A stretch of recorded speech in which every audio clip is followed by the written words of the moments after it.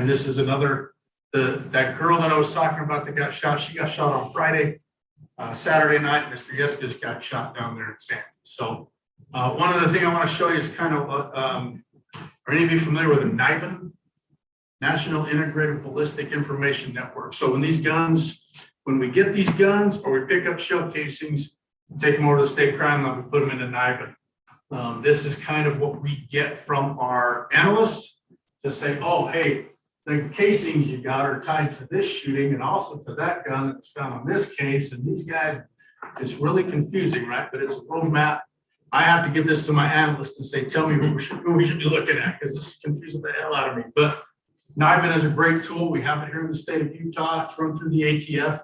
We use the hell out of it on shell casings and guns. So it's, if a gun fired that bullet, then it fired that bullet over there, we got those casings or we have the gun, we can match that up through a national database. So it's pretty cool. We use this a lot. It also tells me, hey guys, go focus on McCary. He's pulling triggers. I need you guys to go focus on him. We might not get him on some of these shootings. I guarantee we're going to get him with a gun. We'll get him on something else, right? So we're trying to pull trigger pullers off the street with this stuff. Really cool tool. If you're not familiar with it, if you are familiar with it, it's awesome. Utah had it, we lost it because the agencies would not put into it. There's been a big buy-in now, and we're putting into that. But this gives us, also on this, you can see that there are Salt Lake City cases, there's West Valley cases, there's UPD cases, South Salt Lake, right? All these shootings that happen all across the valley. And what we do in this valley is, well, this is my shooting. I'm not going to share it with Midvale. This is South Salt Lake's case. I'm not talking to you about it. This forces us to come together and say, I have the gun from your shooting. Let's talk. So this group meets every week, every other week, down at the state. We get together, we talk about these cases, figure out who's going where and who our shooters are and who we should be focused on. This is just kind of a cool picture. Tells me that I'm done with my presentation. This is our friend Rotten Ryan, who won the 4-wide NHRA Nationals down in Las Vegas this year. It was really cool. Probably recognize that handsome feller. Chief Thomas. Yeah. He was there with me. World champion. We got to pose in the winner's circle with Ryan. But that tells me that I'm done. And if you got any questions or if we run too long. Oh, that's great. I think we get one of these a year, and I think it's enlightening for us. I'll tell you what's really interesting is having my advocates come down and talk about the work they're doing in your schools. Because they really do a great job. And that program, I'm pretty proud of it. Trying to grow it, working with the county to try and get some money and some extra folks to put into those schools and out into those secure care facilities to get these kids to stop this before I have to put them in prison. Yeah. So most of the recruiting though is local. It's not. Most of the recruiting is very local. We don't see a lot of the social media stuff anymore. We were seeing that really heavy for a minute, where they were just saying, "Just commit a crime, send us the video, and you could be on our game." We see most of our recruiting at the junior high school level. There is some recruiting down, mostly down kind of in the west side of Salt Lake that we do see at the 5th and 6th grade level. That recruiting strangers or like siblings. I mean, that seems wild to me. To go, recruit it. I have a 12-year-old daughter. I can't even imagine. Lost kids. Right. Yeah. If you think about what do kids need, right? They need belonging. They need safety. They need friends. They need acceptance. They need. So if I'm a gang member and I see one of these kids that's not getting one of those, and I start befriending him, he might just join my gang, and I can probably get him to pull some triggers. So when those basic needs aren't met, these kids are prime targets for gang members to come in and say, well, you're Mexican just like I am. You want to wear blue? You want to come hang with us? What's going on with you? Oh, my mom, I'm kissing my mom, or my brother's a jerk, or my dad, whatever. You got a troubled kid, that's blood in the water for these kids. The theme was, it seemed they were all Hispanic. Is there? No, that's not necessarily the case. Okay. Down here, a lot of it is the Hispanic groups. You're dealing with, like I said, that kid who started Florencia is a white kid from a very well-to-do family. His grandma owns a business that takes old penises and makes canes and golf clubs out of it, and makes a lot of money. This kid, I've never heard of it I would either. hear that today. I never heard of it either. But, I mean, his grandma owns that business. It is here locally. Wow. And she makes a shitload of money doing it. This is a white kid that comes from an affluent family.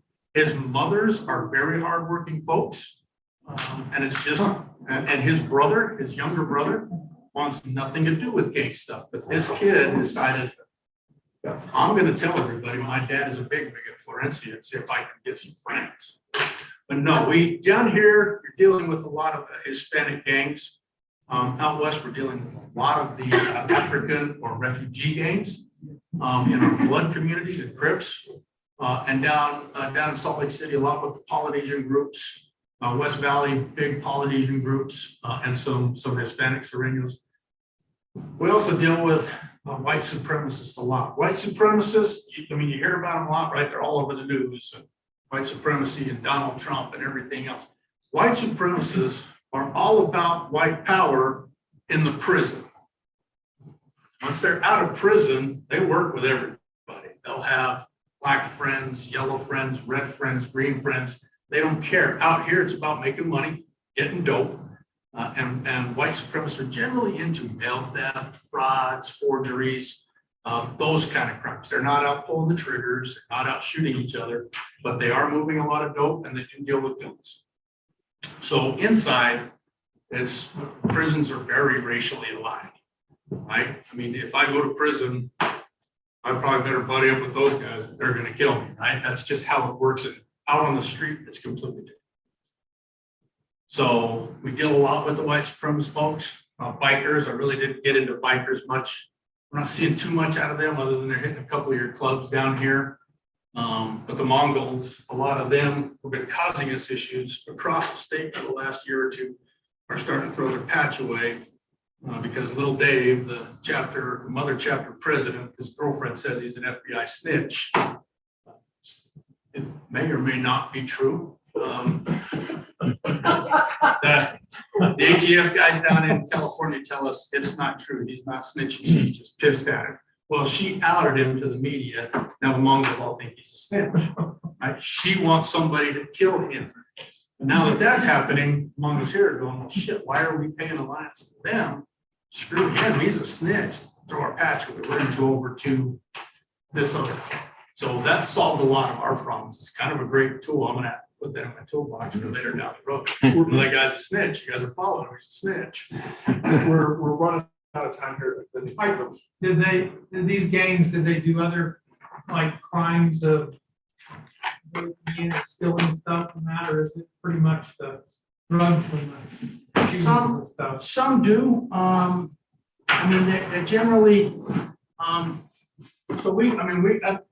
Marijuana is a whole other discussion for us. But that's generally what our gang members, especially these younger ones, are dealing with. Marijuana cartridges, which is really hard for us to detect, figure out what they're vaping, or the raw marijuana. Most of these young gang members are moving marijuana, or they're selling marijuana, or they're using marijuana. They're not really dealing much in the meth or the cocaine or the harder drugs. Once we get into those, we start to see, that's where, like, DEA is one of my partners. We start getting into somebody moving a lot of meth. We go talk to the DEA, they go, oh yeah, look, his phone is hitting here and he's dealing with this guy and he's dealing with this guy. And we go, cool, let's get together on a case on this. Most of our youngsters are dealing with marijuana. Either the cartridges that they get out of California, they go down and spend $10 for a cartridge, come up here, they sell it for 40. We talked to a kid about a month ago who said he was making $80,000 a month moving cartridges out of California to a store up here. He would go down and get the cartridges, drive them up here, sell them to the store. He'd buy them for 10, he'd sell them for 40. So big money in this. We did a search warrant on a 15-year-old kid, owns his own BMW, has his own apartment, tied to the cartel. He had 4 pounds of meth and a pound of heroin. We arrested him on this stuff, and he had a couple guns. And he said, "What are you guys gonna do to me? I'll be back out tomorrow, slinging more." Sure as shit, he was back out tomorrow. 15 years old. His own BMW, his own apartment, and he's moving drugs for the cartel. So sometimes we're dealing with the harder stuff. Most of the time when we're dealing with these gang member kids, it's marijuana. And I'm all for medical marijuana. If you're in pain, you shouldn't have to live in pain. Cool, get a prescription, let's get you healed. But recreational marijuana leads to its own issues. We can show you the reports. It's not a good idea and it will not take the black market. These kids are making money off marijuana. On one of our, I'll tell you real quick, on one of our social media wires, we're watching this stuff and they're planning a robbery on their car dealer. You know what, you've been amazing, Okay. but we are gonna have to probably wrap up to get to our next meeting. Thank you, Mike. Yeah, you bet. Yeah, I wanna hear the story too. I'm sorry. They're planning, as you pack up, they're planning a robbery on their car dealer. So we decided, well, we can't let that happen. He's got $20,000 and he's got a bunch of carts. Let's go hit him with a search. So we went to the dealer, he gets 20,000 for his car, so he doesn't get robbed, and it's a shooting in West Valley or something even worse. So a lot of home invasions, a lot of violence take place. Thank you. Thanks, Mike. Yeah, thank you. It's. So I'm all for it.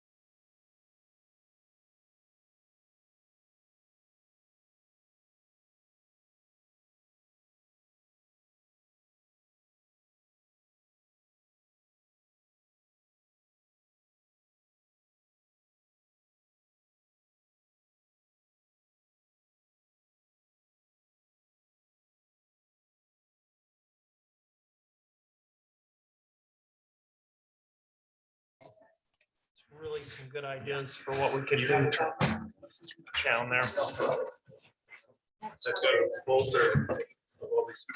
Jake, you ready? Okay. I want to call the Midvale City Council meeting to order on this September 21st, 2021. The year is slipping by so fast. I have to look at that agenda and I said, September 21st, oh my gosh, it was just Labor Day yesterday. But it's passing, it's coming by. And we're grateful for a little cooler mornings. I sure enjoy sleeping now. Let's begin with a Pledge of Allegiance. If you would all stand with me, please, and repeat our pledge.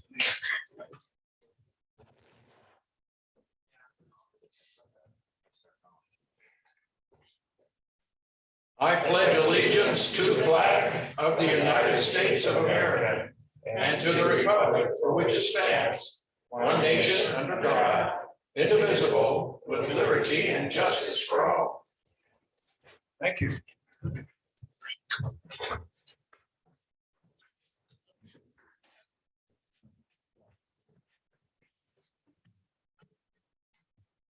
Okay, Rory, give us a roll call. Okay, Councilmember Glover, Here. Gettle, Here. Brown, Here. Robinson. Here. And Sperry. Here. Good, we're all here. Prior to this meeting, we had a workshop dealing with the Metro gang units that surface in Midvale and its environs, so West Valley, Sandy, some into Cottonwood Heights. And so we're appreciative of our Unified Police Department. And that will be our next report here, is to invite Chief Thomas to come up and fill in some of the other information that you've assembled for us, Chief. Thank you, Mayor and Council. It was an interesting workshop. I planned on 30 minutes and it went well over that, if not double. I hope it was interesting and informative.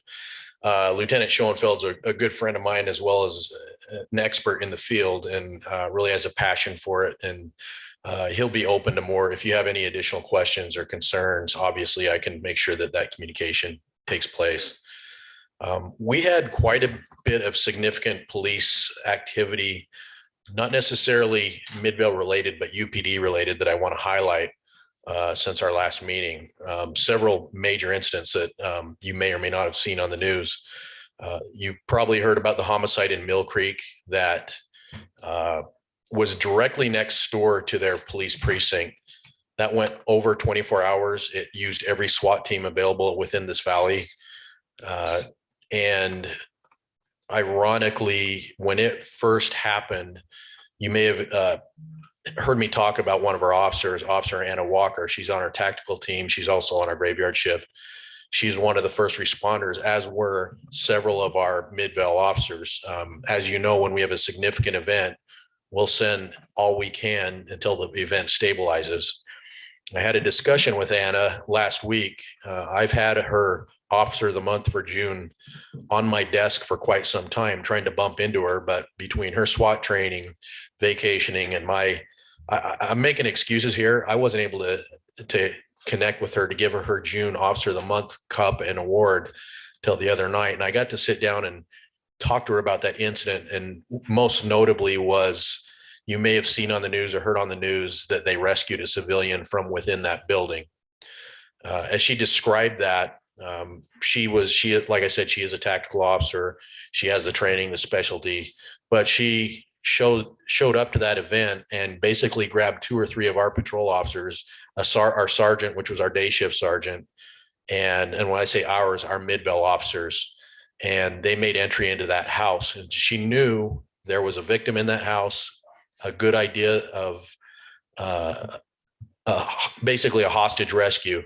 And she described going in the house and seeing the floor bursting from the suspect, who was apparently in the lower level of the house, shooting up through the floor at blindly at where he thought officers may be, to include the stairwell going downstairs. So thank goodness they didn't They chose not to go down the stairs, but they were able to penetrate the house and actually find an elderly female in the house and rescue her from within that.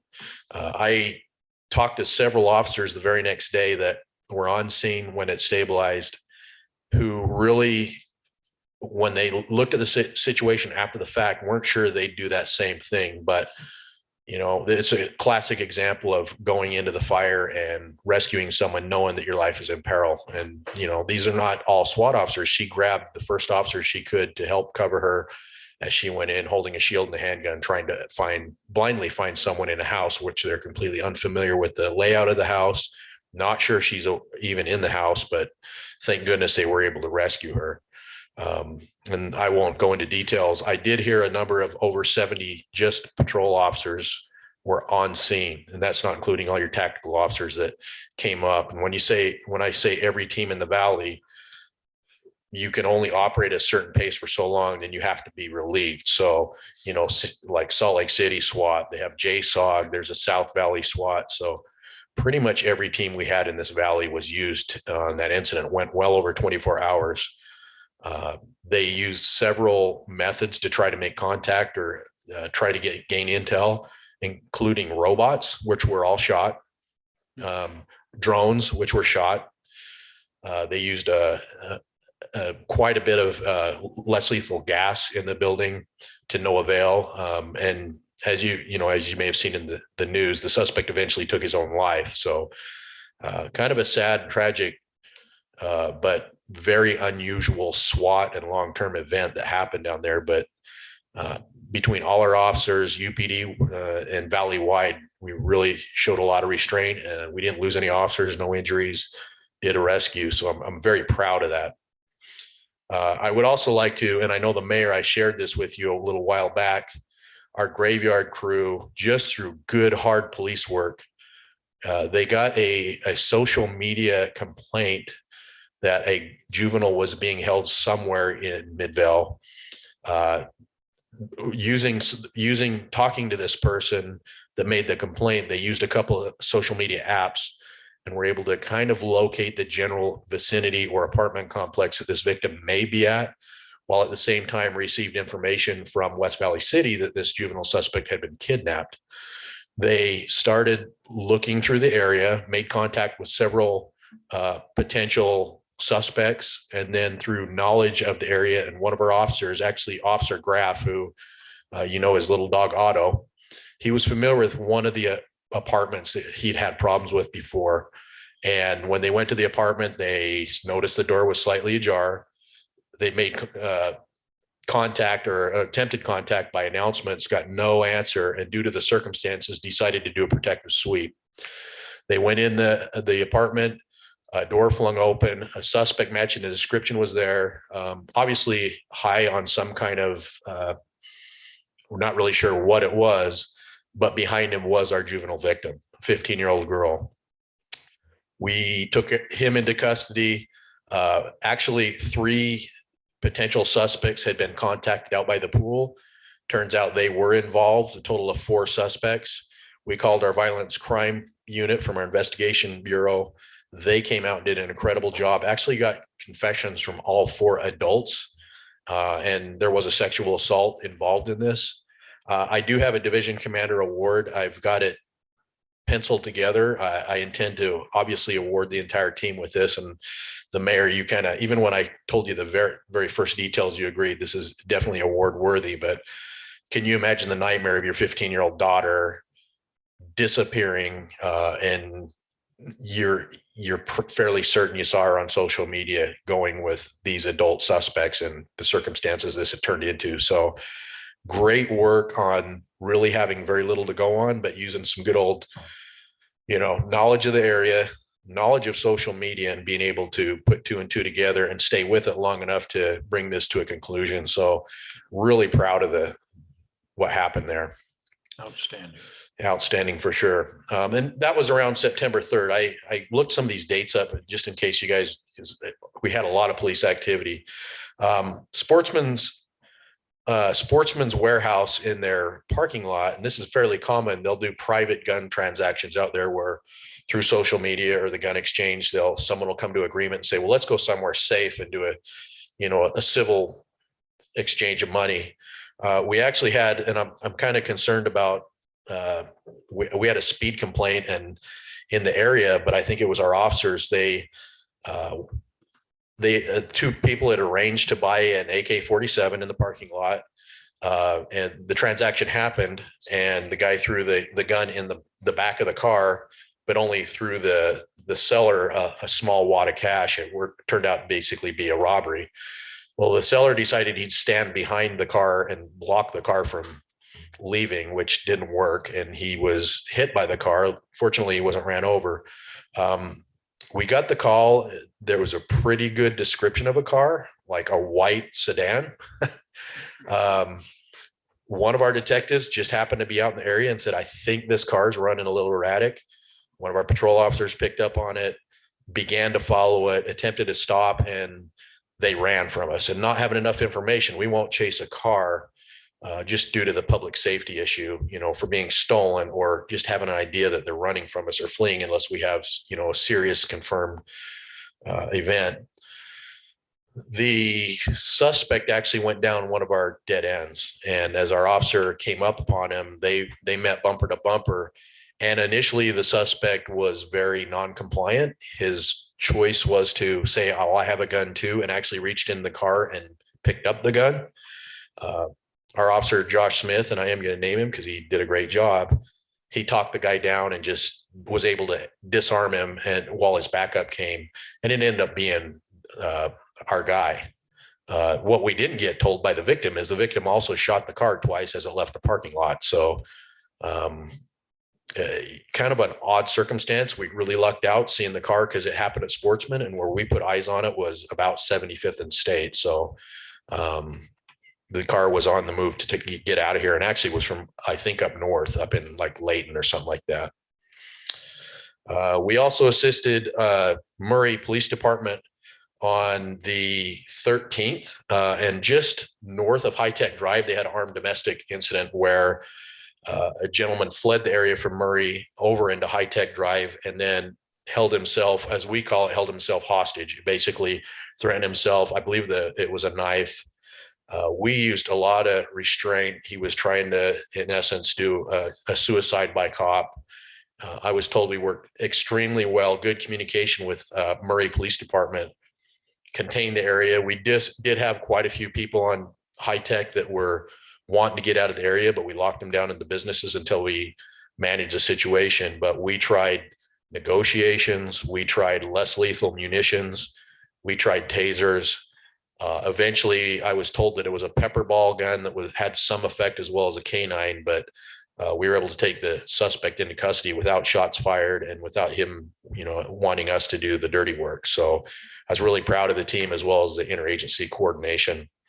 Along in other lines of interagency coordination, as you may have seen or heard on the news, Sandy SWAT was serving a warrant just over in the apartment complex, just off 90th South and the freeway. And they had a officer involved shooting. When they put that out over the radio, our Midvale precinct was the first on scene and responded. When they got there, there were only 2 Sandy officers on scene, as well as the where the warrant was being served.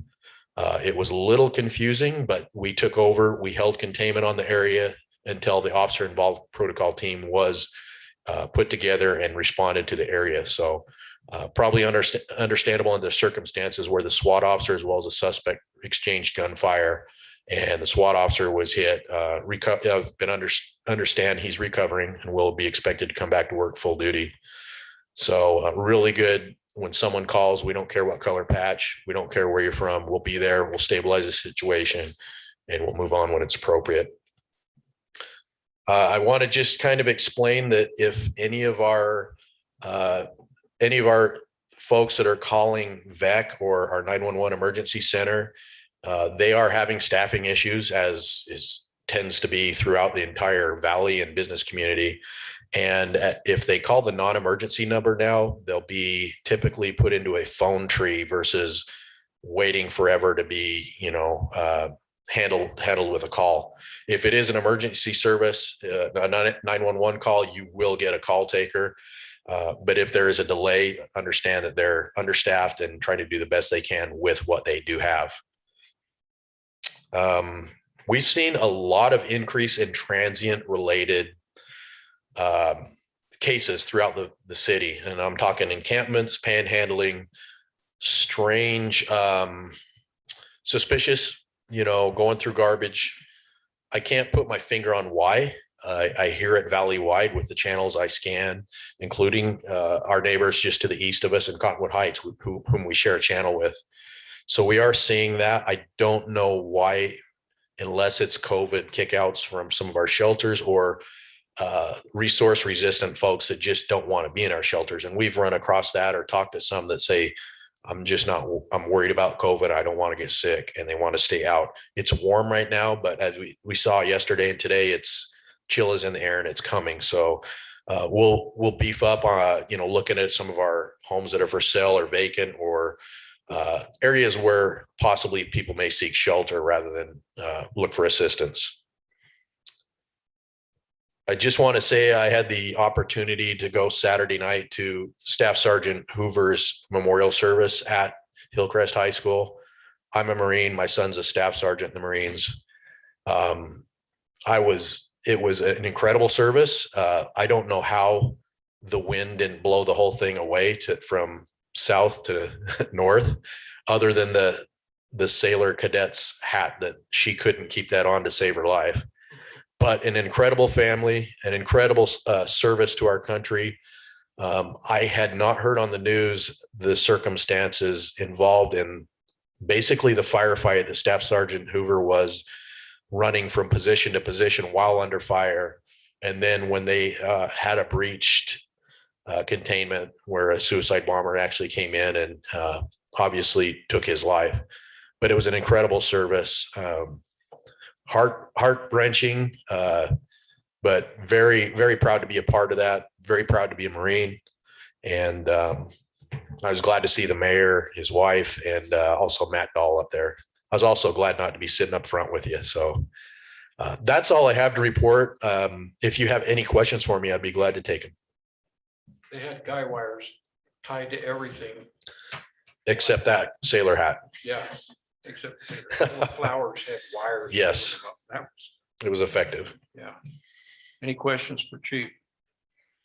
Chief, just one thing. I keep noticing an ancient Airstream trailer parked on 900 East where the Just south of Husky Highway? Yep.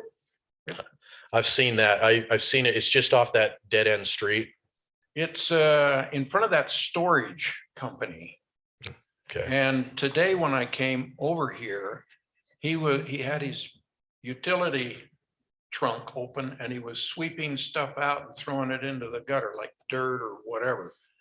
And that kind of tells me he's not moving anytime soon. So maybe we could have that checked. Absolutely. Happy to do that. And I know recently there's been some articles regarding camping and RV camping, which we are fairly good at making contact when we know about it. So if you see something, say something for sure. And we're happy to make contact and deal with that. But I'll see that gets taken care of. I normally don't say anything unless it starts showing up second, third, and fourth day. And that one has. I had a pickup and trailer on my street last night, and it appeared they were cleaning up to move out today, but I can give anybody one night's rest without any issue. But yeah, that one up by Hillcrest has been there several nights. We'll take a look at it. Thanks. All right. Thank you, Council, Mayor. Yep.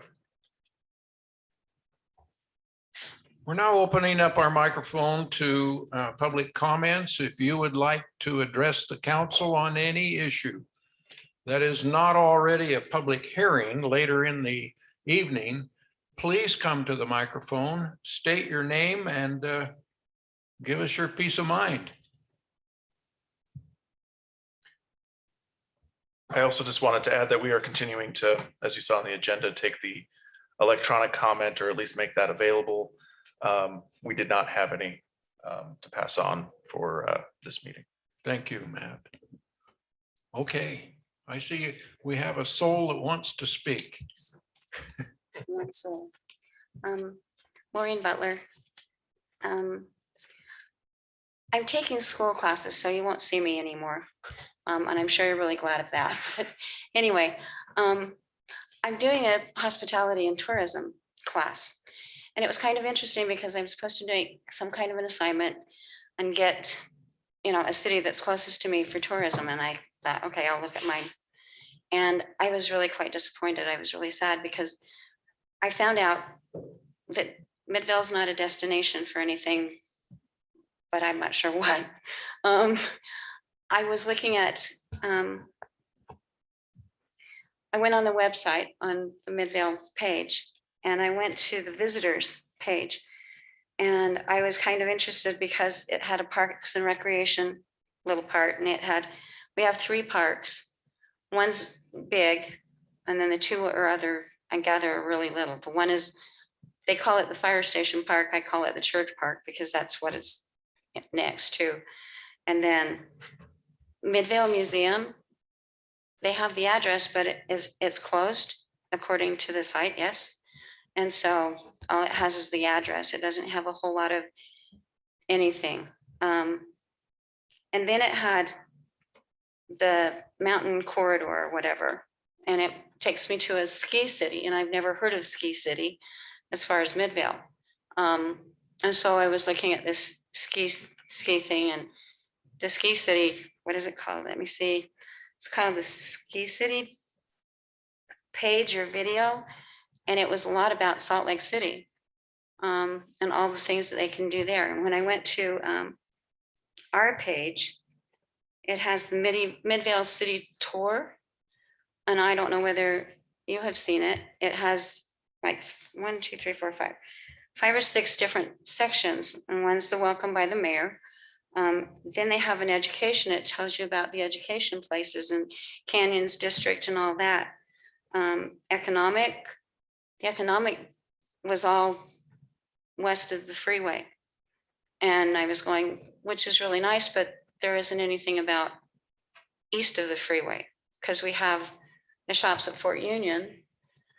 And then it was talking about the redevelopment of Overstock and, of the EPA site and how that's been an example to the rest of the world of how to do their cleanup sites, and which was okay, but like I said, there wasn't any other development. And it talked about Midvale Main Street, and it showed like 5 little stores, and it looked really good, but I know what Main Street looks like, so it's like, okay, that's a good shot. And then it had the city team, which was some of your employees talking about why they like Midvale, and then community organizations. And all it did was have, and CGI, I think, is the one that put it together. And it had a cartoon group of people doing volunteer work in little tiny places, but it never had anything about an organization of any community organizations. And I think there's a community council, if I'm not mistaken. I don't know whether there's, and it looks like there's a Kiwanis Club, maybe. Is there what are they called? City, they used to have a whole bunch of businesses. I can't remember what they're called. And they all got together like once a month or whatever. But Chamber of Commerce. Yep, that's what it's called, the Chamber of Commerce. Thank you, voice in the cloud. And then it had a place where I went for the top 10 hotels in Midvale. And the top 10 was kind of scary for me because I know, yeah, exactly, Mr. Gettle.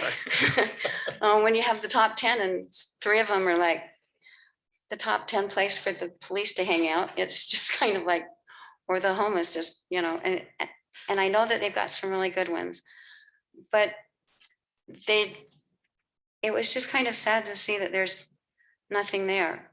And the ski city, the ski corridor, there was one way cool logo that I think it would be great if we actually incorporated it, because it has that logo with a skier over the top of it.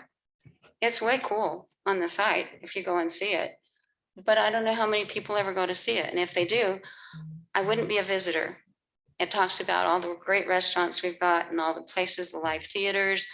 And all the shops and the boutiques and I'm going, I don't know where those are in my own city because I know where they are in Murray or South Jordan or Sandy or Salt Lake or Cottonwood Heights.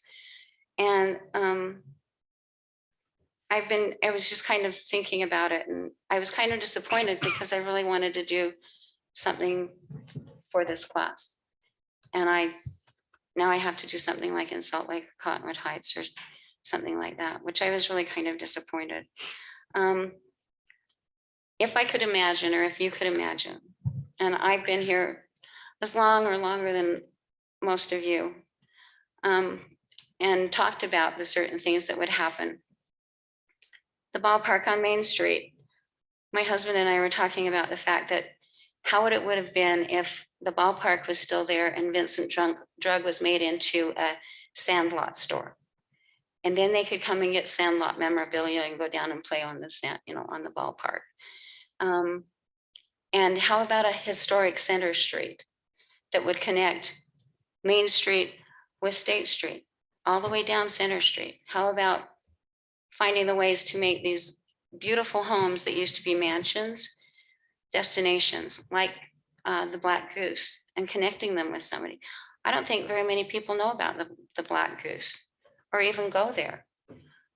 These are great places. You hear about Gardner Village because it's over the river, but what about the Black Goose, which is way cool, and some of the other things like that, and tie that all in. There was the Blackett Oil, I think, the mansion that's hidden away over by the park. The people that own it have redone it beautifully. It's great. Or even like the little mansions on the corner of Holden and Center. And then something above the freeway. Midvale just isn't from the freeway down or from the freeway to 7th East. I know it goes higher than that. And we don't have defined boundaries. Sandy comes, it's like American Fork, Linden, and Pleasant Grove. They're all like this, and you get, don't do a GPS for American Fork, I promise, because they'll send you to someplace else, or to Lehigh, or to Pleasant Grove. But we're just kind of like all over the place. And it would be nice if we had like a ski corridor where you come off the freeway and sure you can go west and go to True and some of like Fairfield down there, but there's the one up the Holiday Inn Express, which is up off 7th East. But that would be such a neat thing to be able to do that. And it says, welcome to Midvale. And you can't see it because the trees are the garbage or whatever. And I was just kind of saddened at the fact that we didn't have anything that was a destination, and knowing that all of the properties are going in for so high density, even if even at that, it would be fun if we could figure out, because I know you've already got the Midvale City Plan that I've seen change a lot, and you're going to do things tonight with the accessory plans, but that was just something I was way surprised that we didn't have a place to be. And so anyway, that's my comments. What is your class you're taking, Marie? It's called Hospitality and Tourism. When you get done with that course, come and see me. I don't get to have that certificate for another year and a half. Your ideas are great. And we do have a lot of the things you talked about. We're just not promoting them properly. Okay. I mean, we do have the ski corridor. Okay. We have good hotels. We have bus service that goes right up every day to, if you want to go skiing. Mm-hmm. And we have restaurants now that they could go to. We just need to promote them. And so I would recommend to one of your professors to come up with ideas how they can help Midvale achieve that. That's what I would do. He's in Florida. Well, I'm doing it online. And maybe Matt, we could have some of our staff reach out to Lorraine to help with this project, because I would hate to see you have to do another city when we do have things here in Like, Midvale that, It's due this week. oh. well, So then I have to fine. get it, I have to get it done. So what I'm basically saying is that I came tonight so that I could at least, let you know that I was kind of disappointed in that part because and as I thought about it, there wasn't a whole lot of places. I know we've got some really nice higher end restaurants, but yeah. No, So your- anyway, Your ideas are great. We need to look So- at them. anyway, thank you. Thank I'm you. excusing myself because I gotta go do homework. Thank you. Anyone else from the public like to address the council? Seeing none, we'll now move to council reports and begin with Councilmember Heidi Robbins. Thank you, Mayor. I actually just wanted to pass along my condolences to Staff Sergeant Hoover's family, as well as thank anyone that helped set up and help with the services this weekend. That's it. That's all I have. Thank you. Councilmember Paul Glover, please. That was a great service. And I had to look north the whole time because if I looked south, I couldn't see a thing. It was blowing so hard. But yeah, it was great. I do have a few things this evening. The Geneva Rock plant there on 7200 South. In the middle of the night, I could hear pounding, pounding, pounding. There was also people that got a hold of me that said they could hear it clear down at Top Golf. And this is in the middle of the night. So I don't know what they're doing there, but whatever it is, it's not good. That was like sorry, just for clarification. I'm under the impression that they aren't normally operating. So this was like a one time. Are you saying? people I hear don't it know. every day? It was, I've only had it one time that I could hear it, but it was pound, pound, pound, pound, pound, and it was in the middle of the night. Is that permanent? Like I've No, had people now that's- ask me like, are they just building there permanently? And I thought they were done after the first phase, so I'm a little frustrated with it generally. I've seen other people commenting about work being done. So I don't know if it was one day that everyone's talking about this one specific day, but there have been social media posts about vibrations and noises, Well, I'm occurring in the overnight. I'm close hours. enough that I could actually Yeah. hear it really good, but there was people a lot further away than I am, and they could still hear it. So I don't know what they're doing there, but I don't know what they need to pound in the middle of the night for. And I don't think that they have authorization to be doing anything there, which has been, something I've said in the past. So, it almost doesn't matter what they're doing. They shouldn't be doing anything and they should be out of there ASAP. We initially discussed with them the need for them to get out of there. We had originally given them an October 1st date to get out. They have requested, this is absent the problems at night, which need to be dealt with. But UDOT, not the contractor, but UDOT specifically requested that we would allow them to just get through the end of paving season, lest it delays some of the I-15 or I-215 related projects that could impact the neighborhood. I did say that they could have that extended time to get through the paving season. If they are not if they are causing these problems in the middle of the night, clearly that changes the scenario. But UDOT has, yes, they've asked us to do that, and I'll follow up with them and the contractor on what the noise is at night, because they shouldn't be operating. Okay. The second thing is the apartments on Third West there, Hearts and Chevron. I've had people talk to me already about it. We're having major backup problems already. And that place is not even close to being full. People are coming out and blocking so people can't move. It's a nightmare already, and I'm worried when it gets full, what's going to happen. Plus, they told us, we told the public that we were going to do something about that dip and take care of it so that traffic could flow faster. And we haven't done a thing, and they're pretty unhappy because of that. May I comment on that? Yes. You're right. We did, and we've got UDOT to commit to addressing the dip issue. They are not moving as fast as we would like them to move. We have seen them going through and getting their engineering completed on it. The last we had heard, we were told that it would get wrapped up before the end of this construction season. Clearly, we're getting close to the end. I'll follow back up with them and see if that's the case.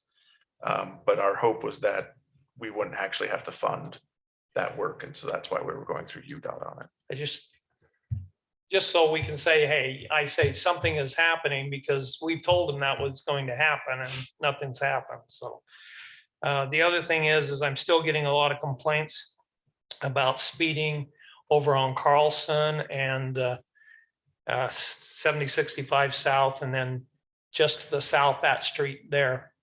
A lot of speeding, and I've had talked to several people that are unhappy about it. So we need to kind of get that traffic calming, whatever we're going to end up doing, done, so that we can get something going over there. That's about it for tonight. Thank you. Thank you very much. Councilmember Dustin Gill. This doesn't happen much, but Councilmember Glover hit 2 of my points with his comments. So thank you. I will just remind you, Matt, the project at 3rd West and 7200 was supposed to be completed when they did the widening project, which has been complete for a bit of time now. So, perhaps we can leverage some of if UDOT is asking us for favors, we have a perfect opportunity to say, well, maybe we'd be more inclined to do this for you if you would do what you Even have promised it, to do a year ago. it's budgeted for them. Yeah. Like if you look at their budget, it's there. Yeah. So yeah, we should be able to lean on that. And that said, I did want to thank Chief Thomas for getting out quickly for the graffiti that was reported in the Wasatch underpass. There were a few people who were very happy that that was done so quickly. It's a pretty heavily trafficked area for school comings and goings. So that was very much appreciated by some of the parents. Also, I wanted to thank Matt for putting up with a lot of requests from the community. It seems every 2 years when we have an election, folks, start to ask for things. I've been trying to relay to people, you don't have to wait until an election year. You can not have these things back up and then, have 10 things at once to say. So hopefully tying into what Lorraine said, we could maybe do a little bit better job of just communicating with the public so that they feel comfortable and have an avenue to air some of these issues that they have, rather than waiting for an election season and someone to knock at their door and say, hey, I work for the city. Do you have any issues you'd like to discuss? I think that would be good so that we're not bombarding city staff with, 9 problems a day when some of them could easily have been dealt with a little bit earlier. But so thank you, Matt, for hanging in there.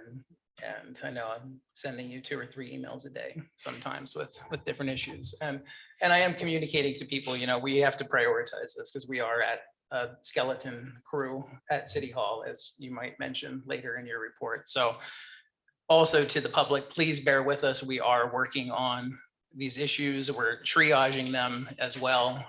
Some issues take a higher priority than others, but we are getting to them. And I appreciate your work, Matt, and the work of city staff as well. That's it for me. Thank you. Thank you. Councilmember Quinn Sperry.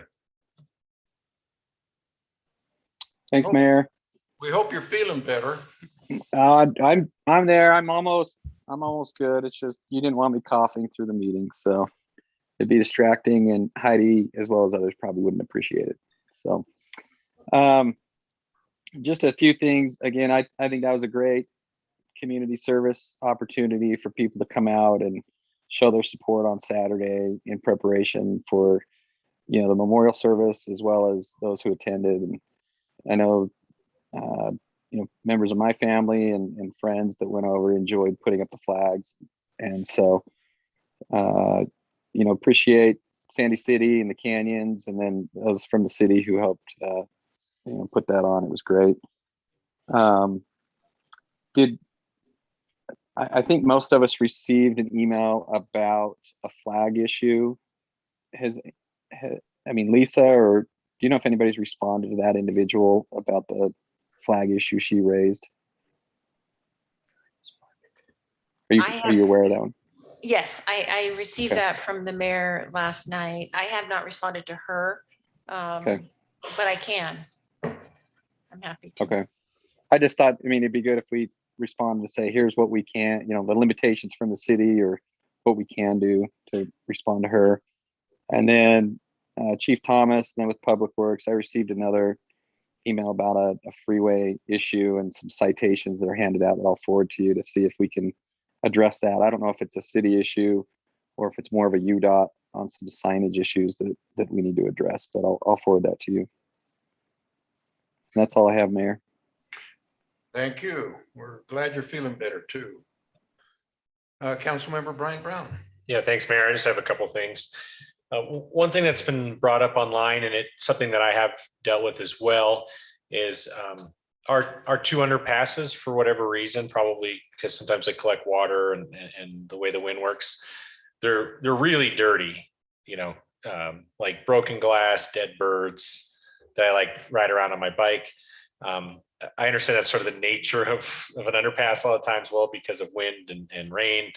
I don't know when that's on the schedule to clean up, but I think it would be good if we can bump that up. And then I don't know if there's ways to figure out a way to make it more inviting or something along those lines. But I mean, when I ride my bike through them, I feel like I'm taking my life in my hand. 2, I'm usually swerving around things I'm afraid are going to damage my bike or whatever. When I'm on a 20-mile ride, that's like kind of the only area I really worry about that. So I don't know what the answers are to that, but hopefully we can at least go and look at street sweeping it or whatever, maybe more regularly than not because of what happens there. Obviously that's time, but you know, I'd like to put those on there. Yeah, we'll make adjustments. We'll increase the frequency of cleaning under those. Perfect, thank you.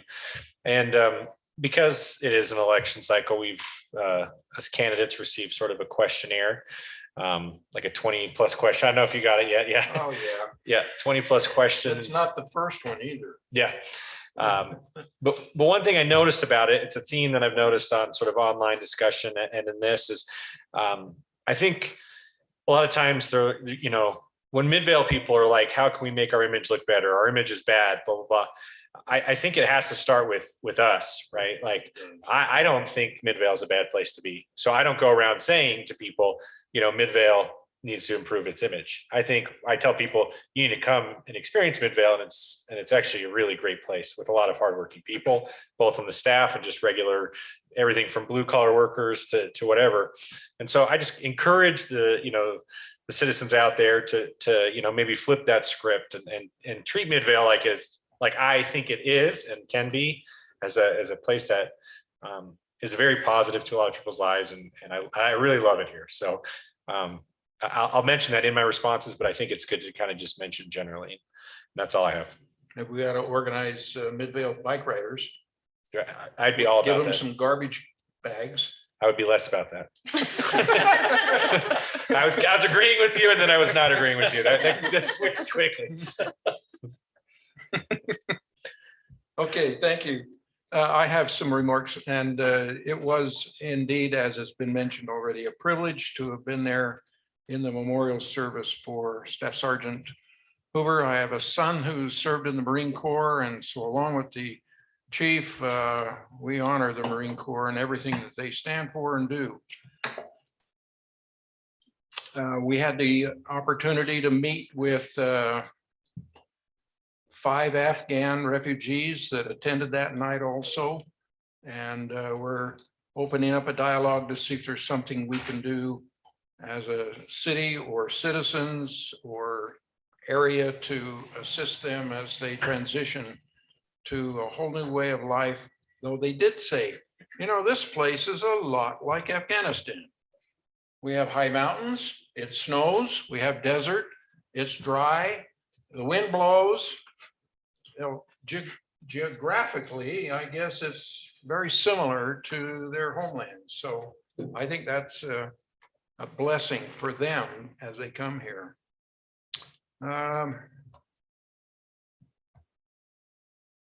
I met with the Unified Fire Authority this morning, early morning, and they have the new census numbers of all of the communities that are protected by Unified Fire and the Unified Fire Service area. And it was interesting that our percentage hardly moved the needle, even with the increase of population. Everywhere is growing. And so we came out 7.8%. I don't remember what the old one was. Did you find that, Kyle? Yes, it was 8.01. So there you go. Our percent of UFSA came down 0.2%. And who would have thought? So when we hear that we're growing a lot,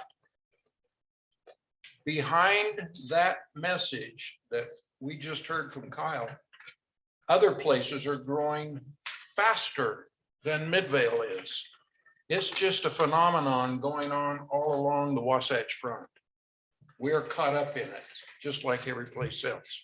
That's interesting. Thanks, Kyle.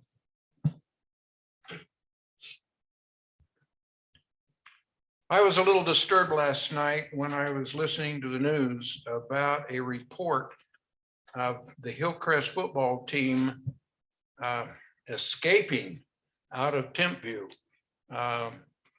with some physical harassment, bottle throwing and stuff like that going on.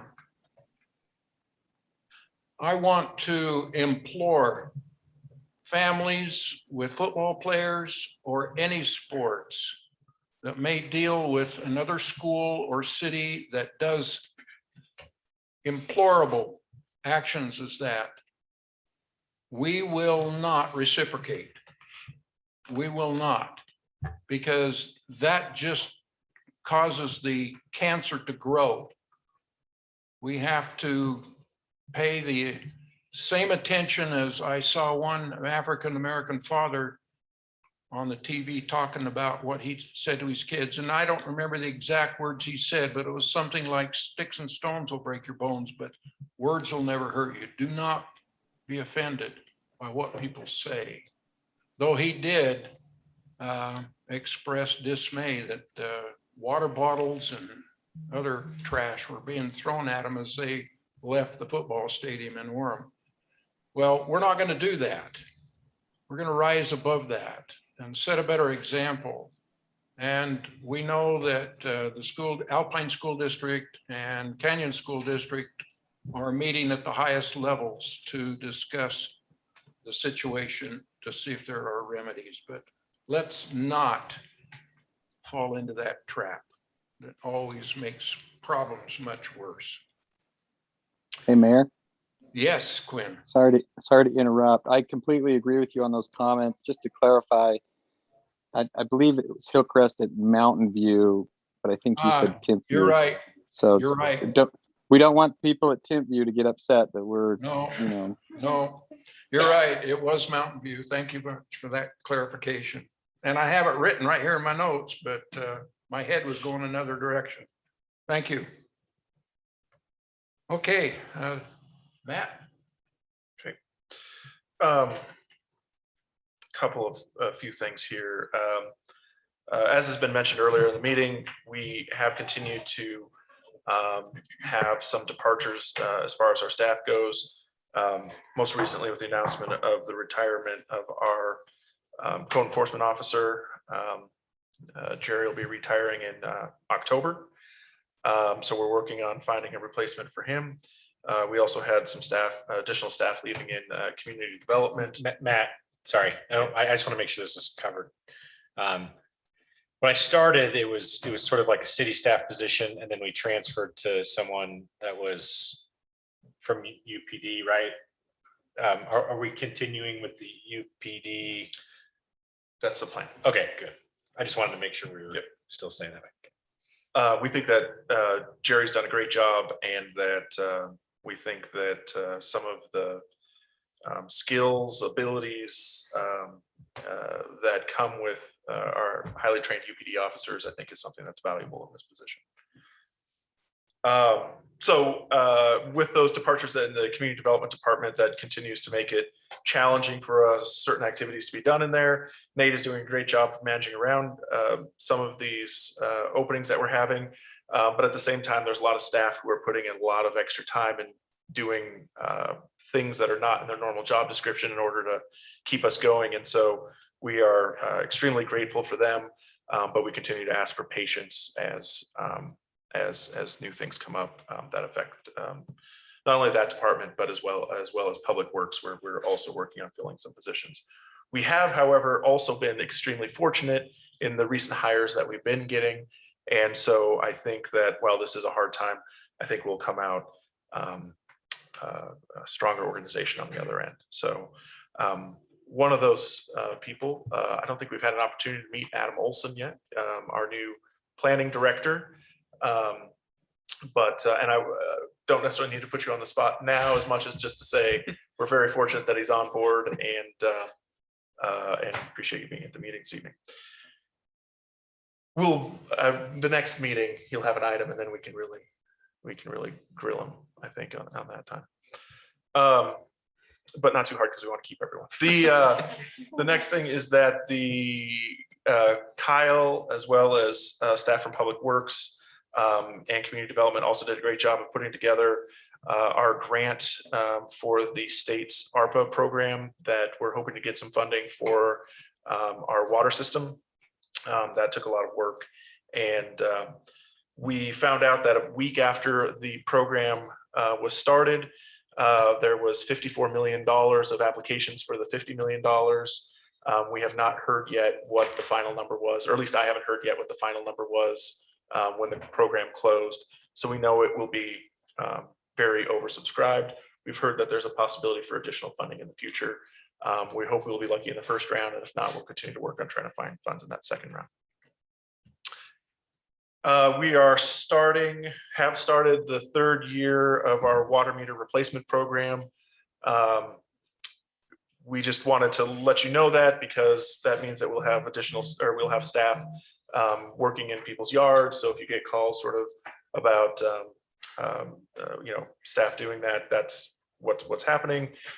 This program has been extremely successful in dealing with a issue that we've had for many years, where we've had some reading issues with regards to our meters. That number, due to the work of administrative services, as well as this water meter replacement program, has really made that come within sort of what would be an acceptable range.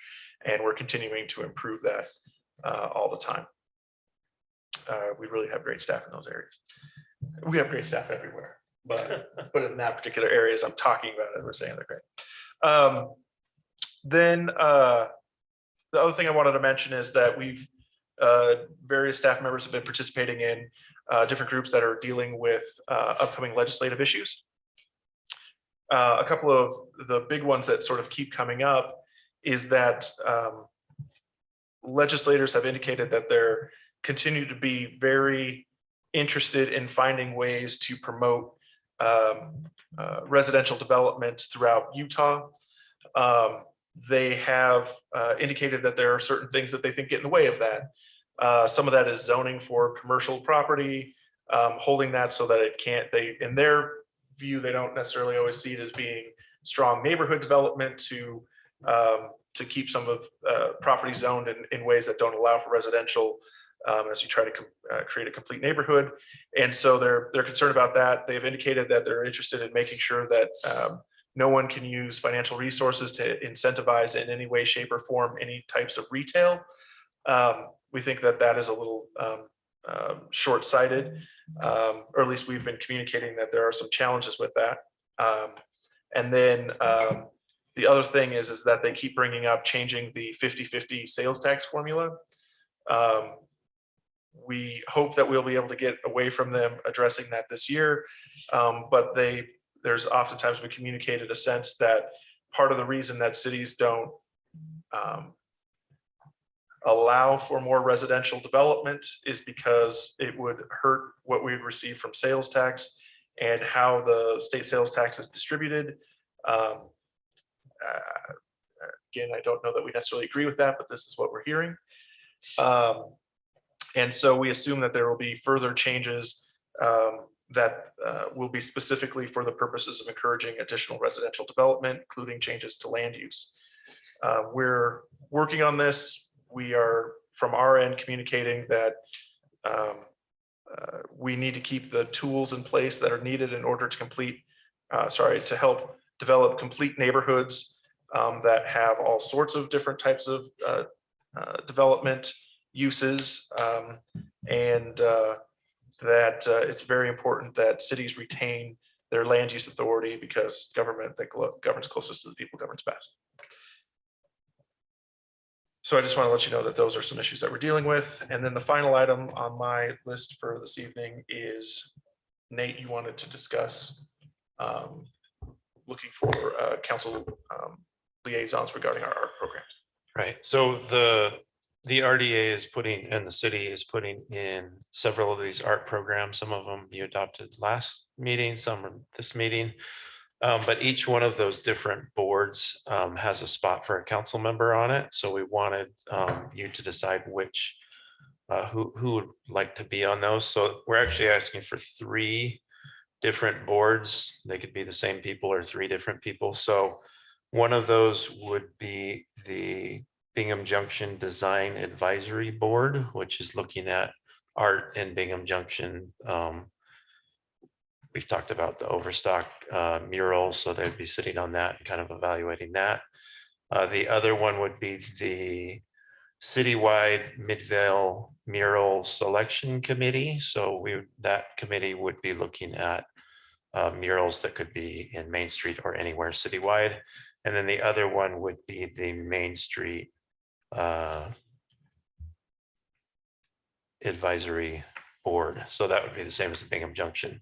So looking at art on Main Street specifically, I know it sounded like a lot of those really overlapped, but there is 3 opportunities for council members if they want to volunteer to be on that. Eventually, there'll be a 4th one, which would be the Bonanza Flat art area, but it's just not quite to the point that we need to assign someone yet. So what's the Bonanza Flat? Sorry, did I say Bonanza Flat? That's what I heard. I just switched back into Park City. Okay, I was really confused. New area. I don't think they want any art up there. They want trails up there. Sorry. Now I can't even think of what. Jordan Bluffs. Sorry. Oh, okay. I was like, where in the city are we talking? Sometimes it Bonanza does seem Flat. like a Bonanza Flat over Yeah. there. Can we call it Bonanza Flat now? Now it has to be called Yeah. Bonanza Flat. Okay, sorry about that. I mean, I'm definitely gonna volunteer for the Bonanza Flat. That's fair. I mean, it's no secret that I want to be on at least one of them. Yeah, So- I would like to be on one as well. So I think maybe we find out how many council members are actually involved and then how many positions we need. Does that make sense? Yeah, so we need 3 positions, and we're gonna start doing those evaluations like in the next month. So if you wanna, If it's not a huge problem, I would like to volunteer myself for the Bingham Junction area. I feel like I live there, so I probably should do the Main Street. I feel like. as long as no one, I don't want to step on anyone's toes, but if anyone, I just feel like it ties into the Arts Council's building. okay, and then the other one would be the citywide mural. Perfect. And Okay. Bonanza Flats. And Bonanza Flat. Obviously, if Bonanza it's citywide. Yeah, I'm in. we'll probably all find over that one.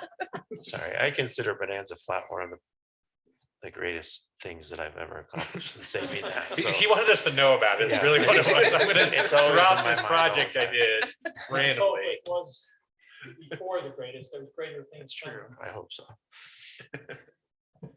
Okay, so that's great. Everyone's good with that, those 3? That's perfect. Thanks. That's everything for me. Thank you. Okay, thank you all. We will now move to our department reports for administrative services. Welcome, Mariah.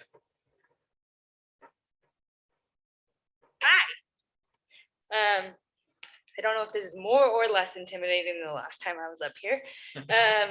And I've been here just about 7 weeks and I'm loving it. So And you haven't even had Quinn here. He's super intimidating. I've seen him once or twice. Okay. Yeah. I've been there. I mean, he's just like God in the sky right now, and I think that's more intimidating than what he's. This should be pretty quick and painless. Matt stole some of my thunder, so. Do I control this? Oh, okay. All right, Justice Court. We had 995 claims filed in the month of June. Nope, that's August, I think. Sorry.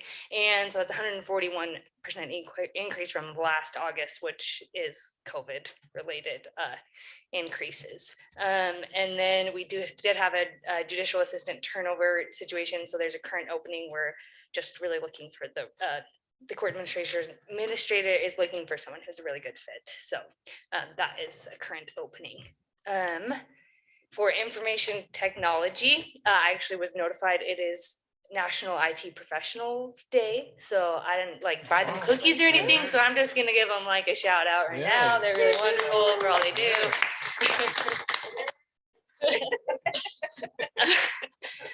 Other projects they're working on. So the offsite storage project they've been working on will be completed in the beginning of October. And also the security cameras that they've ordered are being delayed. That's kind of a supply chain issue that is all over the place. And so that has been pushed back to being completed at the end of October, at the beginning of November. We also have had some turnover in IT. Noah, our IT technician, left, and so we are interviewing for that position next week, and hopefully we'll get someone great. In finance, with the utility rate change with the tiered rate structure, we have now officially billed both cycles for that, and due to the work of Kyle and Dave, specifically our treasurer, he put in a lot of hours to make sure that that went smoothly when it rolled out, and it has gone pretty seamlessly, it was a big task, and he did an awesome job and deserves a lot of accolades for that. We are still working on the implementation of equal pay with the utility rate change that should come out probably in November. And then Matt talked about the year 3 meter change out list. They should be beginning that this week, and we've got some information to Laura, so hopefully she'll also be posting that on social media and the website and things, so that it will be meter works technicians, I think, not city staff. So there's that. Yeah. We did welcome a new staff after me. I'm not even the newest in the finance department anymore. We have Susan in a procurement position, and she has come in and clearly has a bunch of knowledge. Is going to be awesome in that position. And then in finance, we're just working on closing out the year end and getting ready for the auditors to come in October. Where does this go? I don't know. Okay, and then here's our utility billing dashboard for August. I don't think that there's anything out of the ordinary here, but I've only seen it for 2 months. So does anyone have any questions for me? Great, thanks. Thank you. Thank you very much, Ryan. We'll now entertain a motion to go into a public hearing to consider a proposed text amendment related to the regulation of internal accessory dwelling units in chapter 1.01 and chapter 17 of the Midvale Municipal Code. Mayor, I move that we move into a public hearing. Second. We have a motion and a second. Is there any discussion on the motion or questions? All in favor, say aye. Aye. Yes. Any opposed? Okay. We'll now turn the microphone over to Nate and see what this is about. Great. So this, we discussed this 2 weeks ago. No, it's not. There it goes. So this is a change that is being done all across the state. All the cities, based on the House Bill 82, are required to include internal accessory dwelling units in primary residential zones, detached single-family homes, which takes effect October 21st. These are the affected chapters. Basically, any zone that has residential or mixed-use residential We've included language to address the internal ADUs, as well as some of those, actually many of those have external accessory dwelling units allowed as well. And then change the definitions to match the code changes in the rest of the sections, as well as to make definition changes to distinguish duplexes from these internal accessory dwelling units. As we discussed 2 weeks ago, staff's recommending the majority of the regulations that the state is allowing must comply with health, building, and fire codes, must have rental agreements for longer than 30 days. So short-term rentals are not allowed as an IADU. Requires that the homeowner live in the home, either in the accessory dwelling unit or in the main unit of the home itself. Require a business license, the addition of one additional parking space on site, which is specified in the code from the state, so we couldn't force more than that one. No IADUs on lots that are 6,000 square feet or less. No separate meters, no accessory dwelling in mobile homes. And then because the city already allowed external, what the staff is recommending is if the property can meet all of the criteria for an internal and an external separate from each other, meaning multiple parking or parking for each one of those units, that would be allowed. And the one that we've talked about not doing now anyways is the ability to do a restriction of 75% of area that's allowed by the state code. When I've been looking at what most other cities are doing, they have little different variations on this, but most of them are doing what we're recommending here. And I haven't seen actually any that I've looked at that have used that 25% reduction. So it'll be interesting to see if some start to use that. It's like impossible to do in an equitable way. So I think everybody in the state would want to use it, but the way they've done this is, like, especially a districted area like us, some of us are at large, I could be like, I want all of it in my area, right? And that would take up the 25%, or 20% of it. And so instead of us just fighting over it, it doesn't make any sense. Like, it's not because this law was written very poorly, in my opinion, especially that's what it's just not practical. Like, it really makes a city want to pick sort of winners and losers. Right. You win because you can rent part of your house out. You lose because you can't. How did we decide that? It's really difficult to determine why it is that someone should be benefiting when others can't. So totally agree with that. Not going to go into much more unless there's any questions on this. Recommend doing this, adopting this motion today, because if you didn't, people could come and do accessory dwelling units without having to hit some of those restrictions. So. Could you just explain that utility again? I didn't quite understand that. There's just within there, it restricts it from saying that you're going to do separate utilities. So you just have, you just have 1 meter or whatever, Yep, not and then not put a second one in yeah. for basement apartment or whatever. Okay. Right. So any other questions? Okay, any questions for Nate on this motion? What is our city plan to actually deal with the enforcement of this new ordinance? Again, they've put in quite a bit of tools on how you can enforce it. But the real trick is figuring out where they're happening and putting the resources behind trying to find that. So again, not the best written law in the world. They did include steps on how you could levy fines, how you could put liens. So they do include the enforcement mechanisms. It's really just how do you find them when they don't want to comply. So it's one of those, it's going to be somewhat on an honor system, but we're also going to respond as best we can to citizens notifying us, things that we see.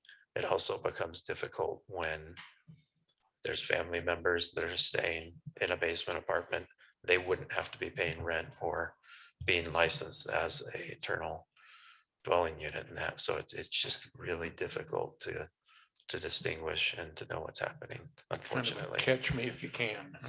Yeah, and we'll do the best we can. And there's a lot of honest people who want to do what the city is asking them to do. And Well, I just want to say what I did last meeting. I think the bill was written horribly, and it's ironic that a state legislature who often tells cities that we know how to govern ourselves best forced this upon us in a very rushed manner.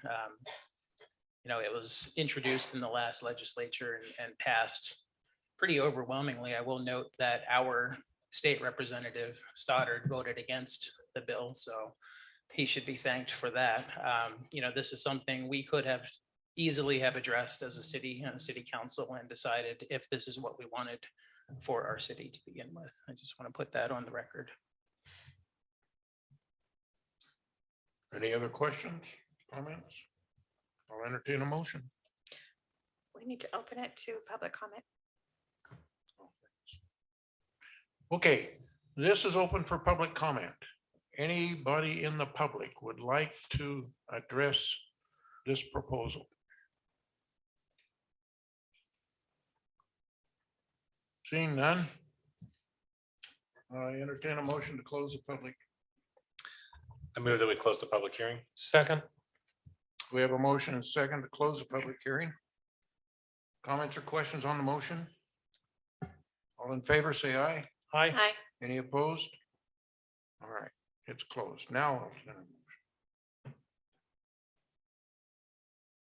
Mayor, I move that we adopt ordinance number 2021-0-19, amending definitions and regulations related to accessory dwelling units in chapter 1.01 and chapter 17 of the Midvale City Municipal Code.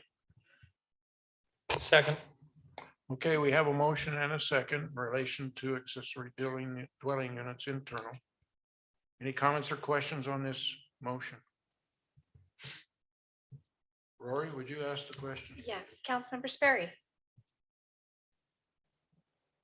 Aye. Glover, Aye. Robinson. Aye. Brown Yes. and Gettle. Yes. That's unanimous and affirmative. thank you. Thank you very much. We'll now go to our consent agenda to consider the minutes of September 7th, 2021. Mayor, I move that we approve the consent agenda. Second. Okay, we have a motion second to approve those minutes. Any comments or questions on that? Rory? Yes, Councilmember Glover, Aye. Robinson. Aye. Brown, Yes. Gettle, Yes. and Sperry. Aye. Thank you again. We have two action items. The first is to consider approval of a 2-lot final subdivision plat located at 90 East, 6790 South. Elizabeth, come on down.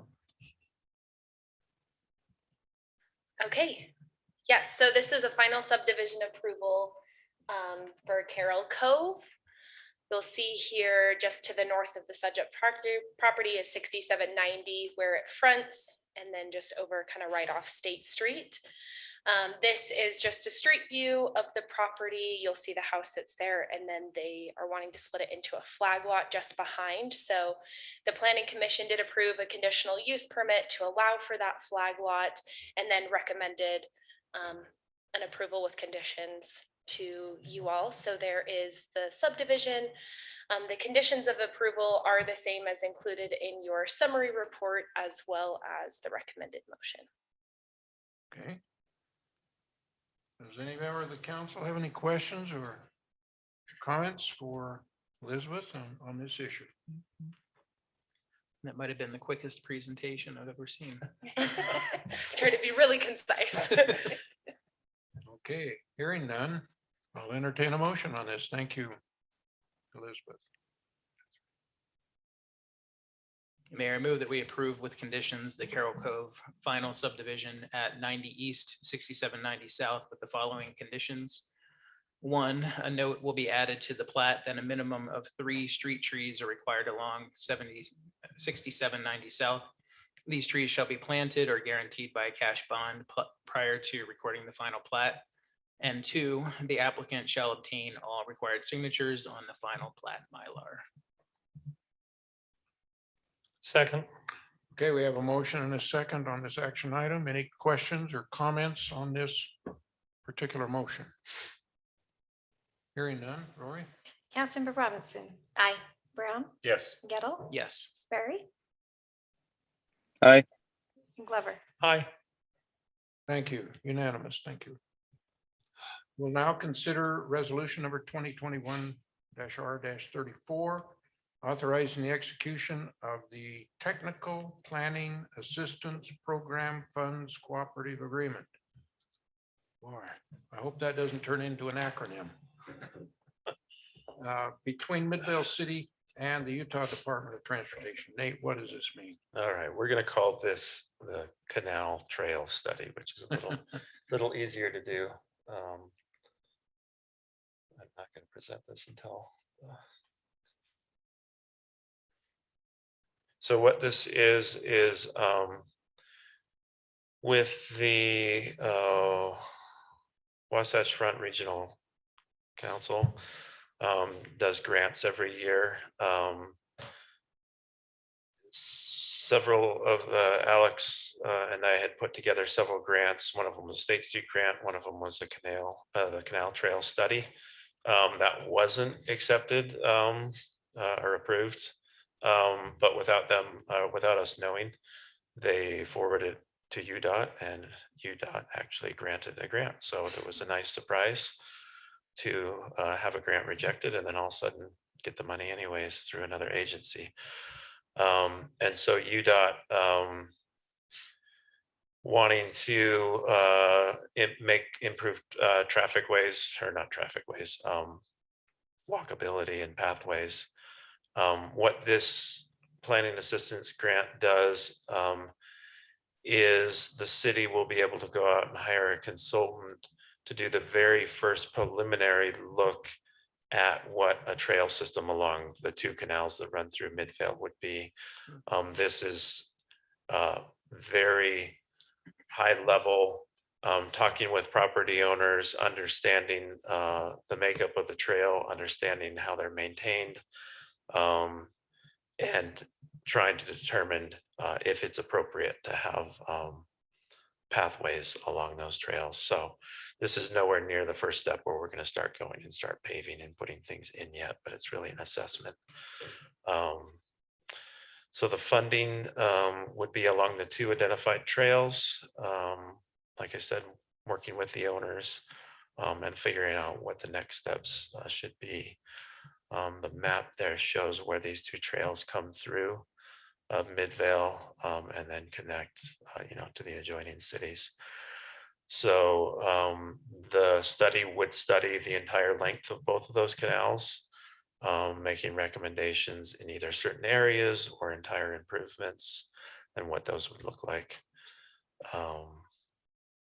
They go through all sorts of different areas, but if any of you are familiar with those, they're quite large. There's usually a path or a pathway and a roadway on both sides, so there is a lot of potential there, especially connecting through to trails in Sandy and into Murray and Cottonwood Heights.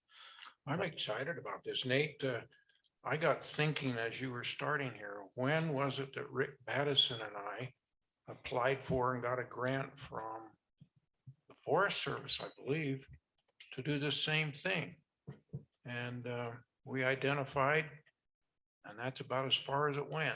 That's probably in about the year 2000 is my best guess. I'm glad to see it moving. That is interesting.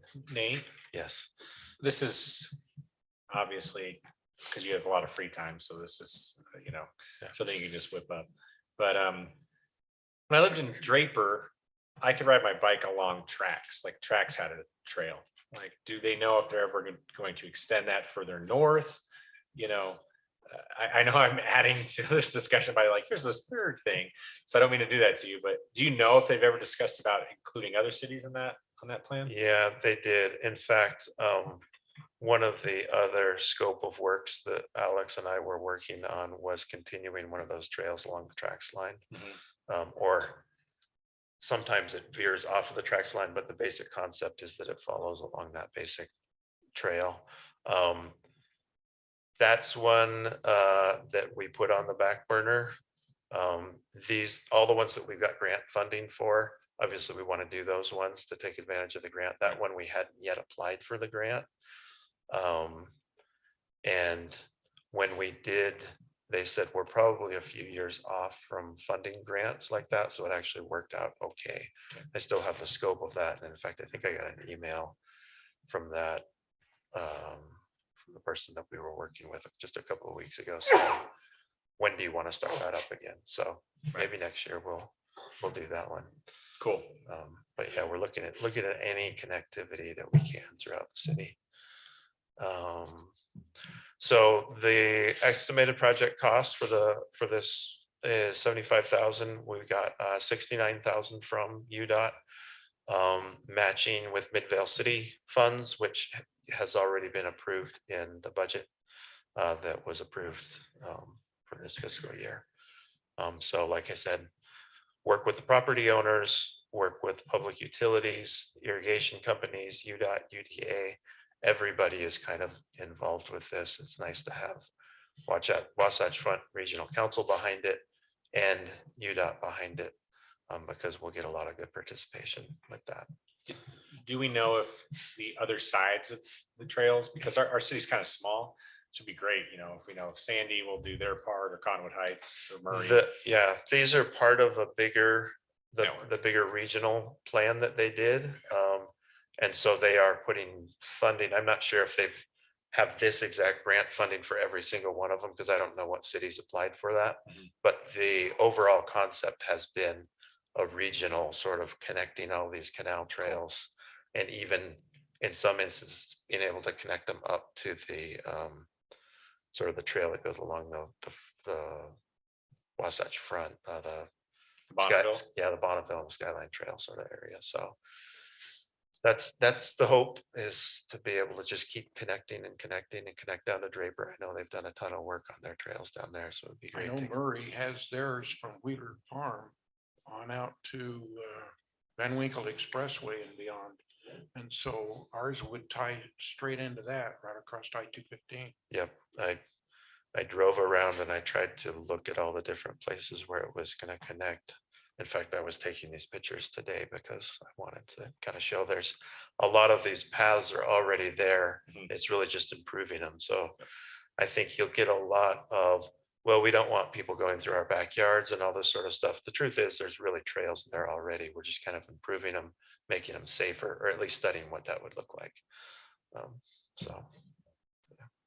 One thing that strikes me about this, and I'm totally for, getting these trails up and running, but it's just the overall cost of it. I know it's $6,000 from Midvale City, but for this project to cost $75,000 for someone to say, you have existing trails, you need to improve them. I mean, that's. Oh, that doesn't include the cost of the build? No, and that's what my point is. I think as I get older in this position, I get crankier about these types of things, because Wait till you get my age. you're a few years older than me.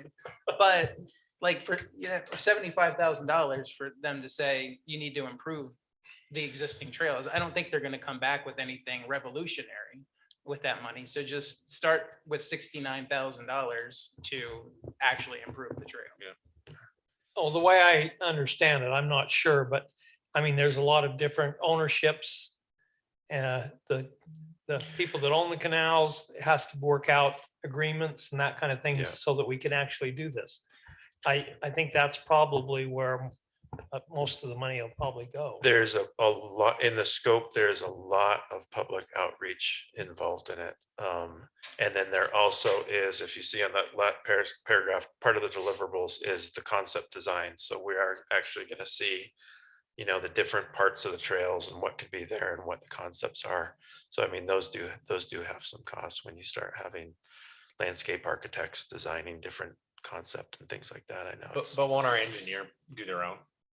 Like once we get the plans, like once we find a company to come in and They'll take those concepts and turn them into real plans, real engineering and designs, but you always want, and this is me going into opinion, I think you always want the landscape architects and the architects kind of designing it, and then the engineers kind of figuring out how that design actually works. So you kind of get the practicality and the beauty of it in one.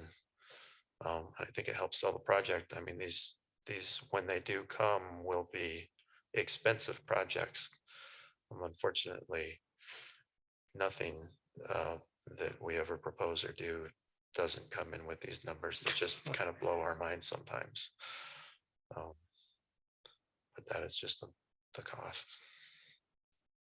I still think it's good to do this study and that we understand the ownerships and get that public input on whether people support this and where the hiccups are going to be. I would personally be shocked if this didn't pass like 5-0 right now, right? That's what's interesting about it. Maybe I'm wrong, but so like, I feel like we should know what our public feels about it now, right? I don't know. I get why we have to do it, but I do think people want the trails. Like people are always asking, how can we improve our open space? And I think the people that use the trails now are people we probably don't want using the trails regularly, right? So, you know, if they're improved and there's more traffic, you know, more traffic on a trail usually pulls back on things we don't want to happen on the trails. So I'm on Dustin's side in the sense that, I don't know, it seems like a no-brainer. You know? The other thing is we're going to set what we want done in this study. Yeah, this is going to be So- us. So, I mean, we can really, hopefully we will control what we want done. And, you know, how much it's going to cost and all of these things in this study, not just, we want to know if we can do it or not. Yeah, We need to set up a bunch of parameters to make sure we get our money's worth. the city will write the RFP for this, put out the RFP, select it, and we will be the ones working with a consultant on it. So, and I'm sure Glenn will remind us come budget time that there's an ongoing cost to this as well, that we will have to take into consideration as well. Is there a way, we haven't done this for a while, but could we arrange a field trip to bring some of us council members out to these areas and take a look at them? I like the pictures you've taken. I mean, I'm more familiar with the Jordan River Trail, which I use frequently, but you know, this system of canalways, I don't know much about. So I think we ought to go over to Wheeler Park, Wheeler Farm, and head over across the country there. this picture right here, I took, there's a pathway that goes from a neighborhood right on the other, just east of State Street. And there's a pathway that goes over to Mid Valley Elementary School. It's either Midvale Elementary or Mid Valley. And so there's a path that goes right there and connects that. And my son went to that school for a couple of years, and we would actually drop him off here sometimes, and he would, you know, so that we didn't have to have traffic. But it's just obvious that people are using these trails either way. I think one of the big things that the study will address is the crossings, because it's easy to come and say, well, you just put, you know, asphalt down there and all of a sudden you have a trail. It's when you get to the crossings on roads, how do you make that safe for the trail users to go through there? Which is a huge consideration, is the safety aspect of crossing those roads. Even me running across some of these roads, I felt a little nervous leaving my car and running across the road to take a picture, but. Hey Nate, this is Quinn. Isn't one of the issues that they have to look at too when you're looking to put a trail system next to the canals? Doesn't the canal company come in and periodically dredge those canals, and then they're just putting the dirt along the bank? And so that's why we have to work with them, because if we put asphalt down, it's in the area they've typically just dredged and thrown the dirt. So now they have to make adjustments to their operations, right? Yeah, that is a huge issue. One of the benefits of the way that these canals are now is that most of them have paths on both sides. So I think that that's how we're going to probably work out with the canal companies, is that we use the side that they typically might not be using as much. This is me just speculating, but that's the way that it's kind of been done in some of these other areas, because they don't really like to use the paths as the road, or have to deal with that. So, but that is where a lot of the cost is just figuring out how to make this still operate as a canal and as a recreation amenity. But it works. I mean, a lot of cities do this. I lived actually right near this one for 6 years. My brother, who was from Fort Collins and worked in Boulder, and is a huge runner, came out and he left at 5 a.m. running around Midvale. And the comment that he came back to was, "You guys have all these canals all over the place and you can't run on them. It's stupid. Why aren't you using those?" That was someone coming in that had never been here before. I think our residents would really use them and really appreciate them once they're there, if we can get to that point. To your point, though, I think that there's a lot of tours that we should be setting up. We were sort of having some of those discussions before COVID, and it's time to probably get back to those. And so whether it's these trails or just familiarizing everyone with the public works facilities that we have around the city and some of those kinds of things, I think there'd be a lot of value in that. So we'll work in that. Further questions? All right, there's a motion. Mayor, I move that we adopt resolution number 2021-R-34, authorizing the execution of the Technical Planning Assistance Program Funds Cooperative Agreement between Midvale City and the Utah Department of Transportation. Second. Okay, we've got a motion and a second. Here's your chance, last questions. All right, Rory. Okay, Councilmember Brown, Yes. Gettle, Yes. Sperry, Aye. Glover, Aye. and Robinson. Aye. Okay, thank you. Thanks. Thank you, Nate. Discussion items are next. We're going to discuss regarding opioid litigation settlement. Lisa. Thank you. As many of you probably have heard, Utah joined. I did not know that was up there. That's very distracting. Let me fix my hair. Okay. So. Turn around and look the other way. There you go. That's much better. Thank you. Utah joined the opioid litigation at some point along with many states. And in July of this year, they settled with the major pharmaceutical companies for $26 billion. As part of that settlement, each state was then tasked with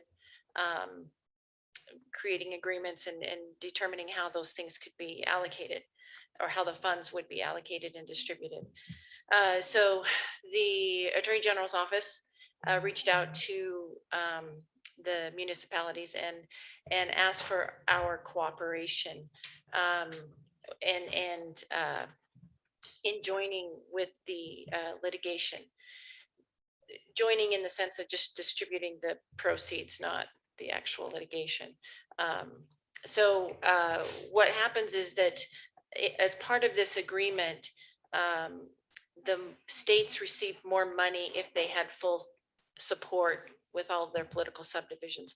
All of our counties have joined are actual parties to the lawsuit.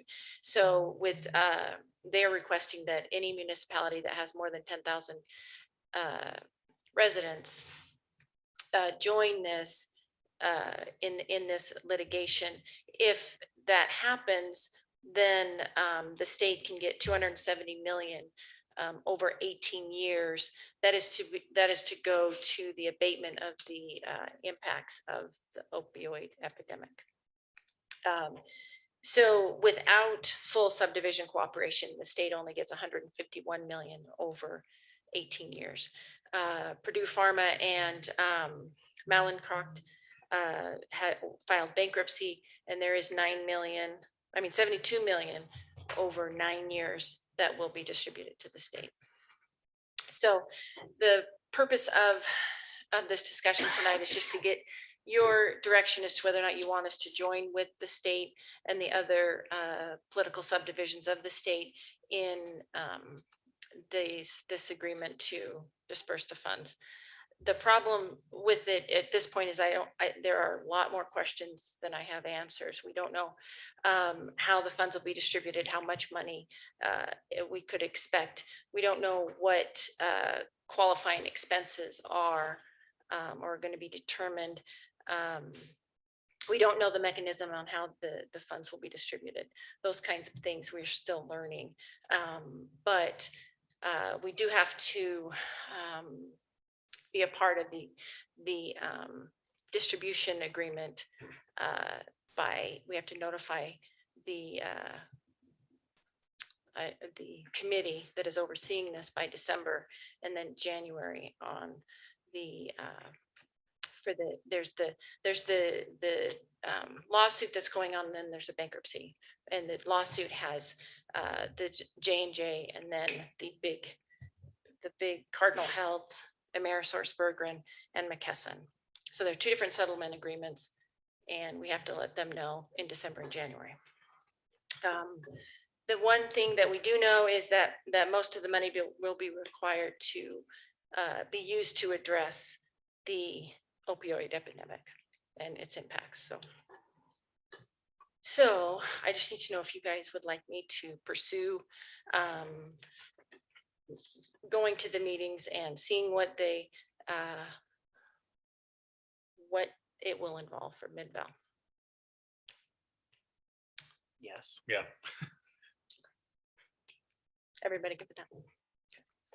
Okay. Do you know, just generally, I mean, you can say like it has to go towards mitigating the opioid epidemic, but do you know in what way? Does it go to verified victims of the opioid epidemic, or does it go to like promoting a drug program in the city? Or I think I don't know is the real answer. I think it could go to many different. Chief Thomas had suggestions. UPD purchases a large amount of Narcan, to save lives, and I'm assuming that would be a qualified expenditure. And I do know that they will have a matrix and a more structured way of knowing what things can be, what it can be used for, and I'll keep the council informed of all of that. I just don't know at this point.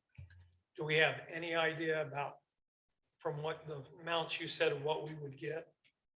I have no idea. The settlement agreement has a default provision that if the state doesn't come together and get an allocation agreement with the subdivisions, they will have a committee and it will disperse the funds. If the state and all the subdivisions get together, and we can prepare an allocation agreement and have more of a role in how those funds will be dispersed, and that will be based on, from my understanding, there's an ARCOS database on which is how our drug distribution is reported to the DEA, and so that are some pretty good data that will assist in determining the impacts and what areas have been impacted and how. So. Do you know how many of these political subdivisions there are? 93. Okay. Well, I Lisa, don't- can you think of it? Can you think of any reason why one of them would not want to agree to this? Well, I think that Kyle pointed out when I talked to him about it, that depending on how the funds have to be spent, because it could be, if they have to pass through another organization that's not created, or if we have to come up with programs to use the funds specifically for those programs, I think that some communities would struggle to have the resources to do that, even with the money. Okay. But I from the meeting I went to, it was on September 10th, there, it was obvious that everybody had to go back to the decision makers to find out, but it seemed positive. If you can get 93 political subdivisions all to agree on something, it's probably money. So hopefully that will Receiving money. receiving money. Hopefully that will help. Okay. Any other questions? Okay, thank you. Thank you, Lisa. We'll now discuss fiscal impact of possible unified police department UPD compensation adjustment. Kyle?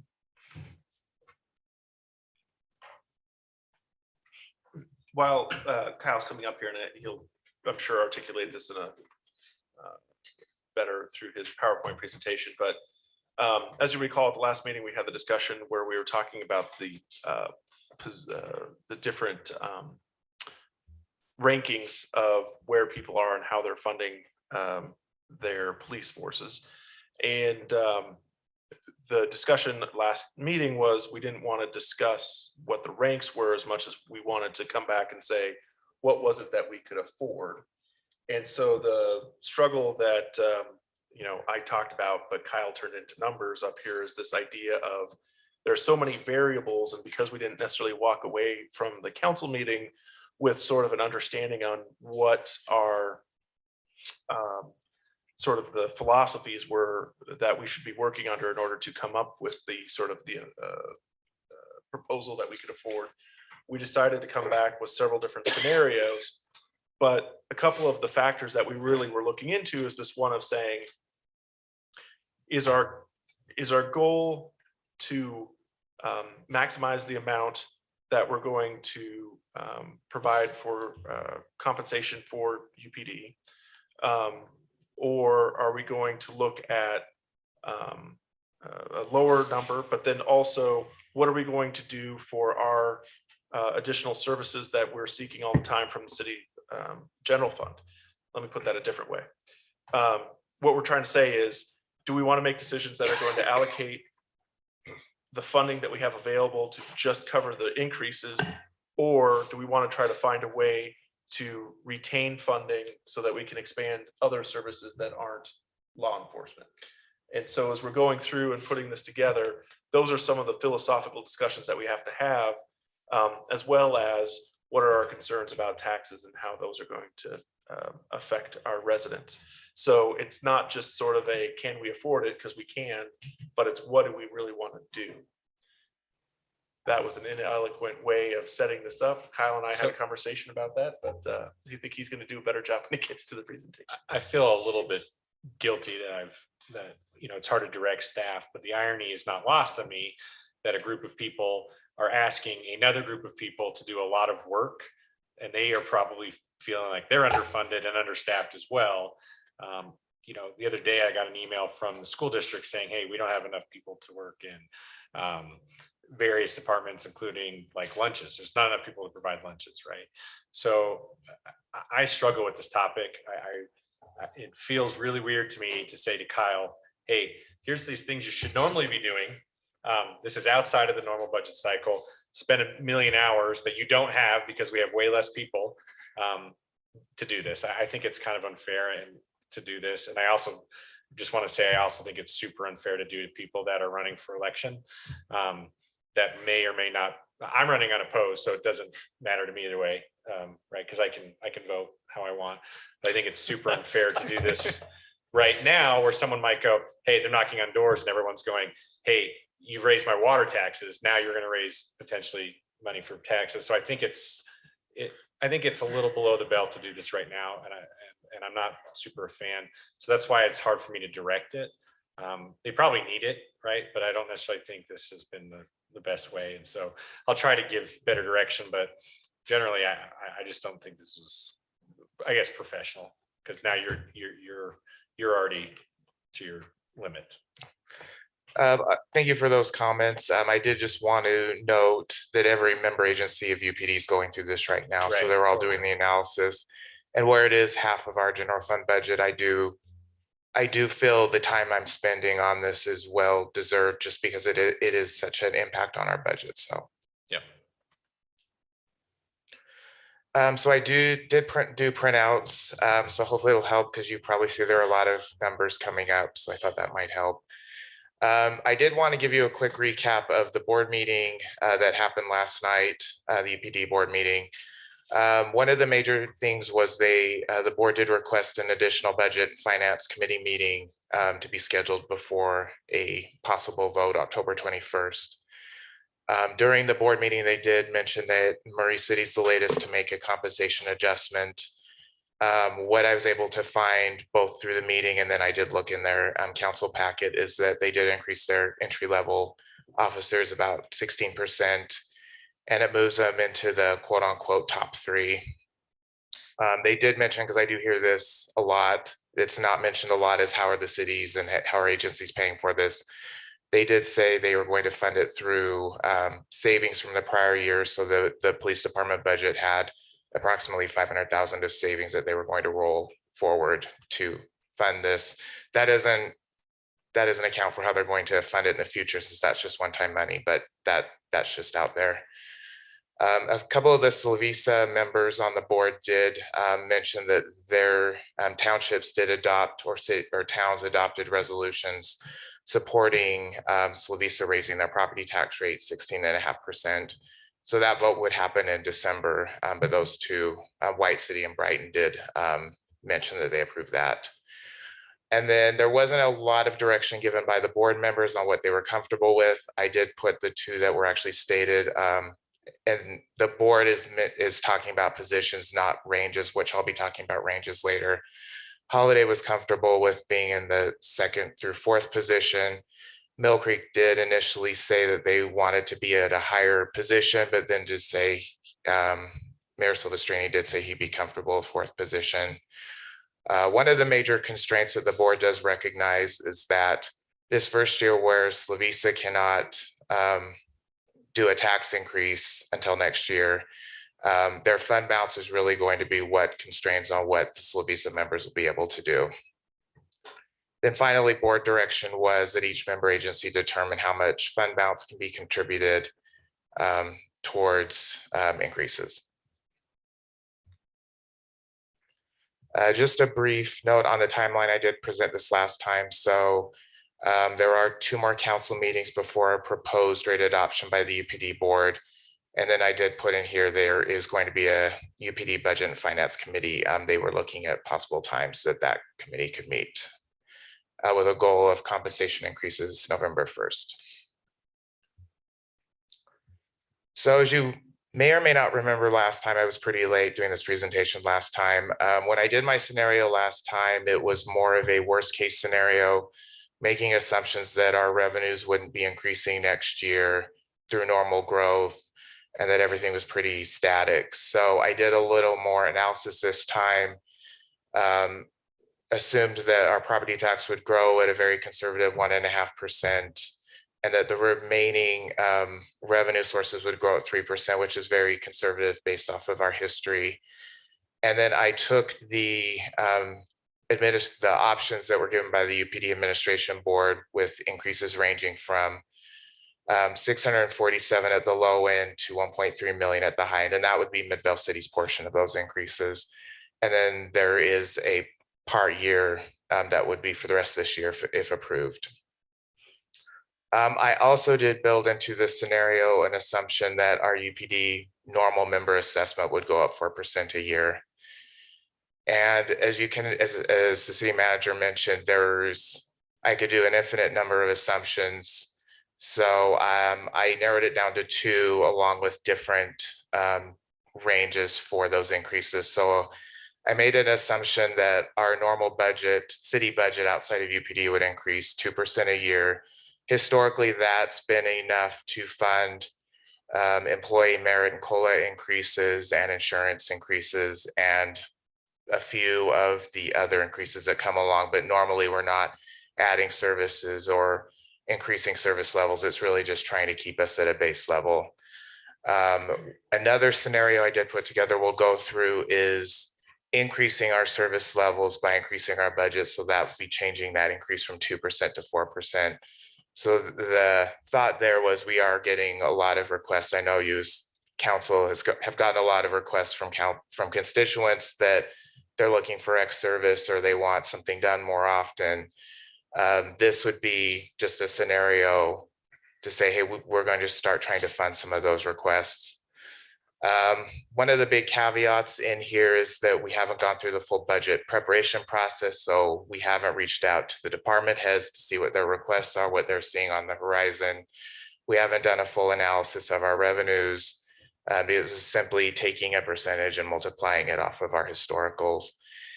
And then the big question mark, which actually does keep me up at night, I have woken up in the middle of the night thinking about this, believe it or not, is inflation. The CPI, as you have probably seen, has been over 5%. It's starting to trend down. It's now at 5%. It was at 5.2, but we don't know how long this is going to continue, if it's going to increase, if we're going to see any decrease in that. So that is a big question mark that really wasn't built into these assumptions. Okay, so on to a chart with a lot of numbers on it. So I will try to boil this down. So what I did was I took, in this first scenario, the top end of the UPD expansion request for salaries at the top end. So that would be a full year assessment, additional assessment of 1.3 million. The first line in yellow is the additional revenue the city would expect to receive just through normal growth. Of course, the UPD assessment increase, and after fiscal year 2023, it builds in that 4% estimated increase. The increase outside of UPD is what we normally expand our budget just to provide employee raises, insurance increases, some of those other costs that just normally go up. So in bold, it's the total budget increase. Then I would take the additional revenue we expect, subtract it from our expected budget increase to leave if we're short, which is a negative and in red, versus positive, which would be in black, which we'll see some of those later. Then I made an assumption, and once again, this is an assumption because normally when we're in a deficit, we would get together and have a discussion on how do we cure that deficit? Are there other revenue sources we need to look at? Are there maybe services we don't want to offer or things that we don't want to emphasize as much anymore? In this scenario, I just assumed if we have a deficit, we're going to fund that through a property tax increase, with the exception of the first year, since we are mid-year and we can't do a property tax increase at this time. So running that assumption, next year would be a 12% property tax increase, which is about $22 for the average resident. And then because between the UPD assessment and then just our normal increases, you can see in fiscal year 24 through 26, we aren't having enough additional revenue to cover that. That would require property tax increases. And once again, I just like to caution that with, in a normal situation, we would sit down and discuss that and go over things versus just saying automatically, we're going to do a property tax increase. And then at the bottom, I know we have discussed in prior budget retreats and other times, possibly tying our UPD assessment to how much property tax we bring in, because historically what we've done to bridge that gap between our UPD assessment and our revenues is we would typically use sales tax or other revenues to cover that versus doing like a property tax increase. So that bottom percentage shows how much of the UPD assessment would be covered by property tax if we allocated 100% of property tax to our assessment. This next one is a similar thing, so I won't spend as much time going through it, but what it does is the increase outside of UPD is increased 4%. So that would be a situation where we were looking to expand services or offer some things that the constituents are requesting, such as increasing personnel for parks, public works, that type of thing, just as an example. It does show we would of course need a higher property tax increase in that case. The next scenario is looking at that range given to us by UPD, looking at just trying to sit in the middle of that range. And in this scenario, that would be with a 2% budget increase outside of UPD. So that would just be covering our normal increases we see every year. So in this case, as you can see, it's fiscal year 2022, we have enough additional sales tax we can cover that increase. So we would be fully funded for fiscal year 2022. And then what I did in this scenario is, as you can see on here, that shows a $217,000 revenues over expenses. I carry that over to 23 to help pay for the next year. So essentially at the end of 2023, we are even in terms of revenues and expenses. And then in fiscal year 2024, because we're seeing approximately 850,000 of budget increase between UPD and then normal budget expansion, it doesn't meet what revenues we have. So it would require, if we were to fund it through property tax, 8% increase or about $15. Scenario 4, we're halfway through. This one is one where we expand the budget to add more services. So as you can see, fiscal year 2022, the fiscal year we're in, we have enough revenue to cover it, but starting the next year, we wouldn't have enough and we would need to look at additional revenue sources or cuts. Scenario 5 looks at being at the low end of the range that was given to us by UPD. As you can see, fiscal year 2022 and 2023 are covered through the additional sales tax we've seen. And then if we were to fund those increases, fiscal year 2024 through 2026, it would be through the property tax increase would be about 8%. And one thing at this point, because I've thrown a lot of numbers at you, I do want to note is I budgeted sales tax increases at a very conservative 5%, and our historical average has been closer to 8%. But at the same time, I don't feel comfortable saying we're going to be seeing 8% for a long time unless somebody knows if an IKEA is coming. That would be fabulous, but that's probably for another time. And then low end of the range with a 4% budget expansion, we would have enough sales tax money to cover it in the current fiscal year, but then we would require additional revenue after that. And this scenario 7, which I know the title is very funny. So this is the range where I've been seeing a lot of the UPD board members seem to hone in on. So that's why I put it towards the end. I can't speak for the board members, but when they were talking to each other, that seemed to be kind of the area they were gravitating towards. So this would be 25% above the low end of the range, so between mid and the bottom end. And in that case, as you can see, we would be able to cover the first 2 years with our existing sales tax revenue, and then we would need additional revenue for the last 3 years. Same chart, but with an increase in our budget expansion to 4%. So we'd be able to cover the first year, but we would need additional revenue after that. And I do have for you the last couple slides I tried to make this summary as concise as possible, showing where we would essentially be break even at least the past 2 years, which should be that middle range.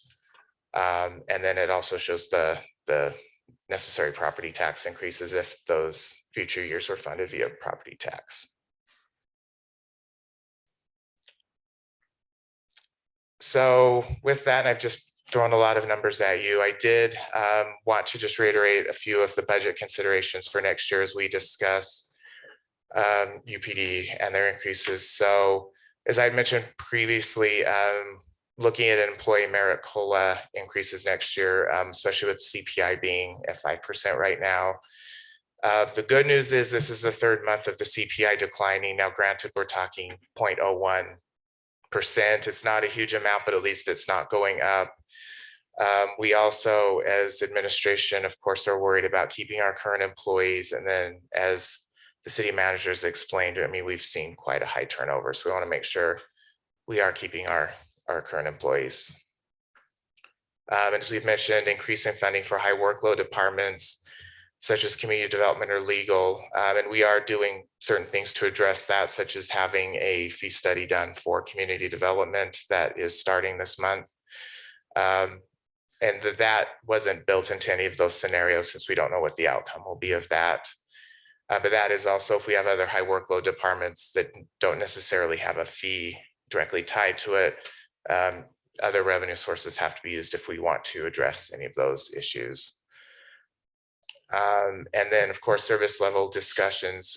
We've all been getting a lot of just public requests on the city wanting us to do certain things. So with that, I do have a summary. The first one is the additional sales tax revenue can cover the first year of costs, except for that very top end of the range. And at the middle of the range and below can be covered by our existing revenues at a 2% budget expansion for 2 years. And then a 4% budget expansion will require additional revenue after that first year. And then finally, we will have to, of course, have additional discussion on avenues to fund years after fiscal year 2023 in any scenario. As I've said, historically, sales tax has been the one to cover those public safety cost increases. In addition, as you know, as the council, the city has tried to economize as much as possible and look for outsourcing opportunities, if that makes sense. And I think the city manager had mentioned this a couple council meetings ago. We, as finance staff and administration, had what we call a searching under the couch cushions exercise, where we actually went through each line item of the budget.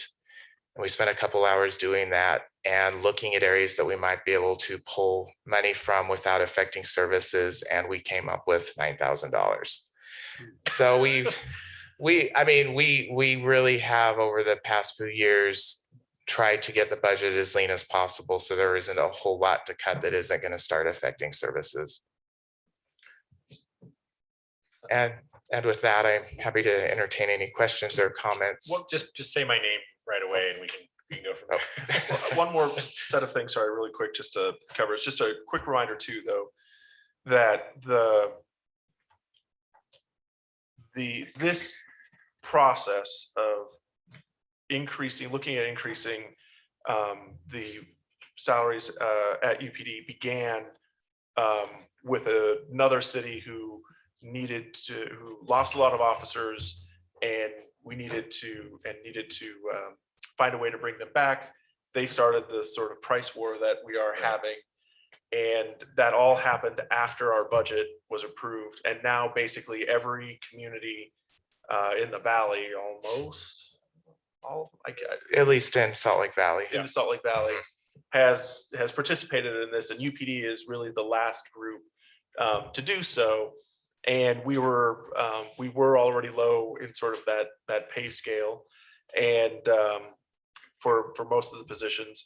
And so I do believe that there is definitely a need for us to address this in order to maintain the number of staff members that we have in our precinct for UPD, as well as the other services that UPD provides, but also the quality of folks that we have in those positions dealing with the challenging crimes that we sometimes have in our city. And so, it's a delicate conversation, because I recognize that as we go through and do this, we're talking about potential tax increases for our residents, the services that we can provide. And it's a tough situation to sort of not be the one who started this, but being the ones who are going to be the last ones to deal with it, at least in round one. You know, I have no doubt that we'll see this issue continue because we're not suddenly getting a whole lot more officers in the valley.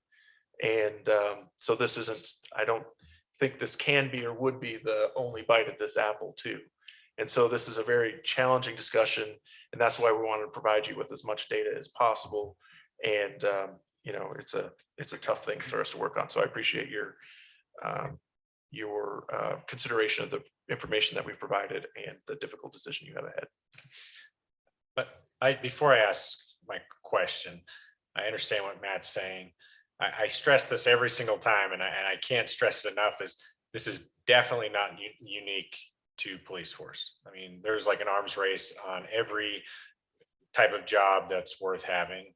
I mean, like, we have to look out of state, out of country to fill positions. Every day we have people coming in saying, hey, we're leaving to, you know, our competitor, give me like a $20,000 raise, and then we have to make a decision. So it's not unique at all to this. And I think that needs to be taken into perspective, because I do worry that we've lost staff members that, you know, maybe they could have, you know, done the same thing, right? Like, hey, if you would have paid me $20,000 more, I'll stay, right? Which you'd be you laugh, but you'd be shocked at what we hear, you know, on the public, on the, you know, private side. Can you just explain to me, so I understand it, because I kind of don't get it. You know, if you look at scenario 3 and scenario 7, they're like a good comparison. They both have the same sort of property tax increase impact, but one puts them at the middle range, right? Which I would, you know, if we're talking apples to apples on property taxes, obviously I'd rather have them at like, you know, the middle of the range opposed to the low. So what, like, pretend I'm 5 and explain this table to me so I can understand why that is. It is definitely not a stupid question, because I probably spent an hour trying to figure out why the numbers weren't changing more than they were. Okay. So what it is that, because really the big increase that UPD is looking at is covered by fiscal year 2023. Mm-hmm. The issue after that is covering just the normal increase in the UPD assessment and then also our budget. So that amount relative each year, it is changing, it is increasing, but relative to the total property tax amount is small. So that's why the increase is kind of hovering around 8%, 7%. Regardless between those two scenarios. Right, because the first year in some of those scenarios was when the property tax takes the hit to cover those costs. And then after that, that property tax is then built into the property tax base. So it's not like every year you're having to request that property tax money over and over again. So like, for example, in this scenario 6, where fiscal year 2024 is a 22% increase, that's because it's really the first year it's having to pay for the full assessment cost, and then it drops down after that. It's just interesting that 3 and 7 are essentially identical as far as that, right? 887, right? And then if you go to 7, you go to scenario 7, it's also 887. And even though if I have some philosophical disagreements with this, if we're going to have to do this, which we will, I would at least keep us at the higher ranges.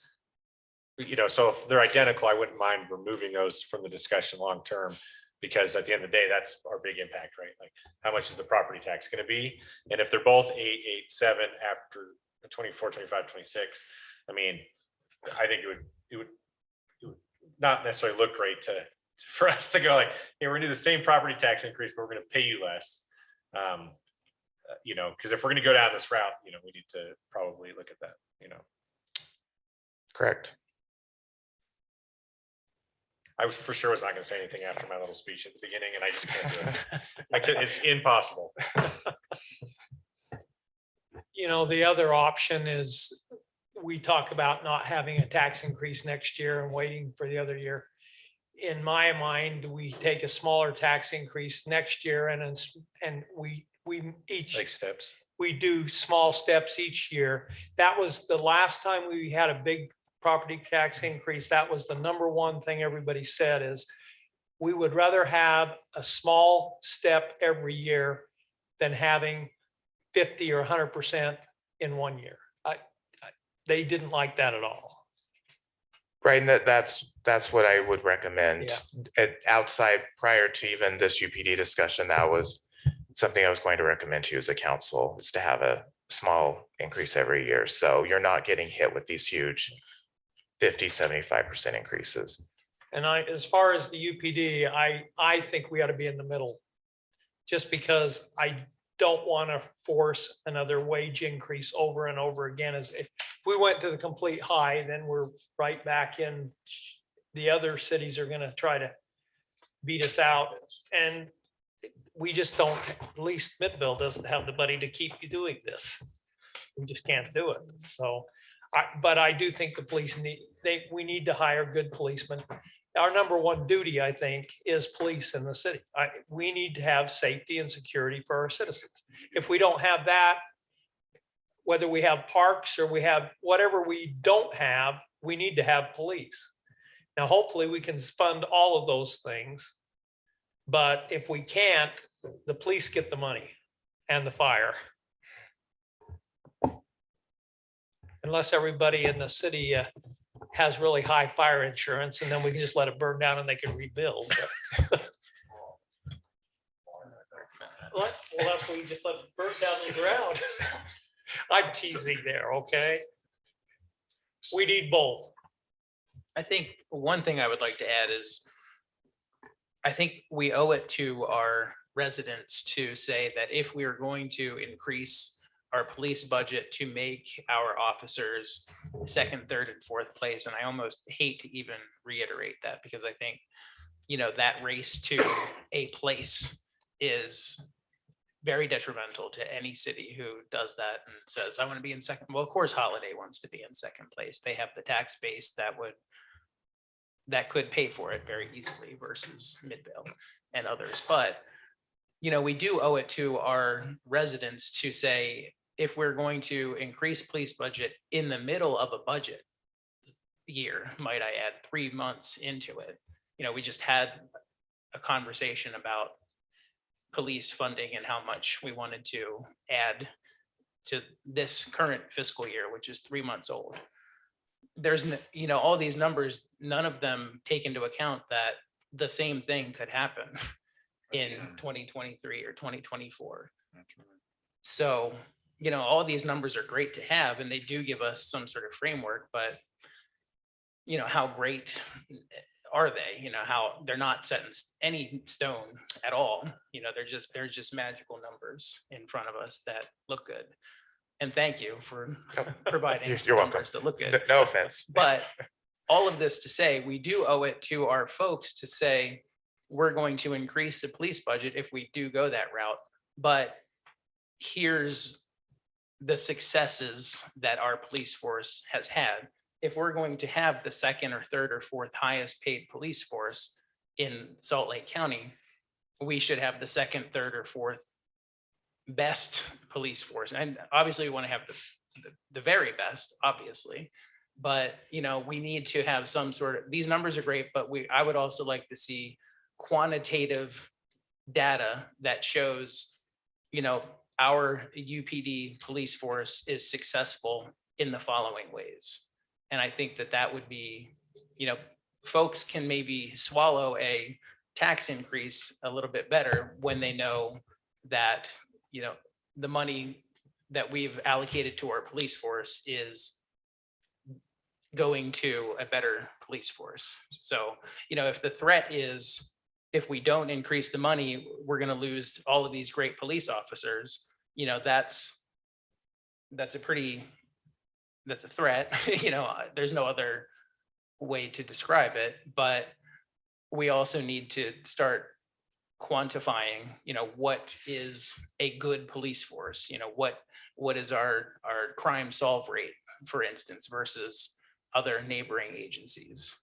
I would like to know that data as well before we determine, how much we're going to ask each resident of Midvale to pay extra. So a few things that we're going to need to do tonight or in the next meeting is gravitate towards, Paul's already sort of said that mid-range, and kind of gravitate towards where we want to to be on that. If we don't get to that sort of direction tonight, at least sort of giving us some philosophical ways that we should approach some of the variables, if we need to make some sort of adjustments on this before the next meeting is part of it. But then to your following up on what you were just saying, I mean, we do get a lot of data from UPD, but you're saying more comparable data as opposed to just how many citations and I think it needs to be crimes. digestible to like citizens as well, right? Residents, so just those, kind of those raw data, or even comparing itself, like trending. I don't know if that provides, like a snapshot, of what we're getting. And I would like to see us, if one of our, chief gives us a heat map and it's all like the hottest part of the sun is in like one area, right?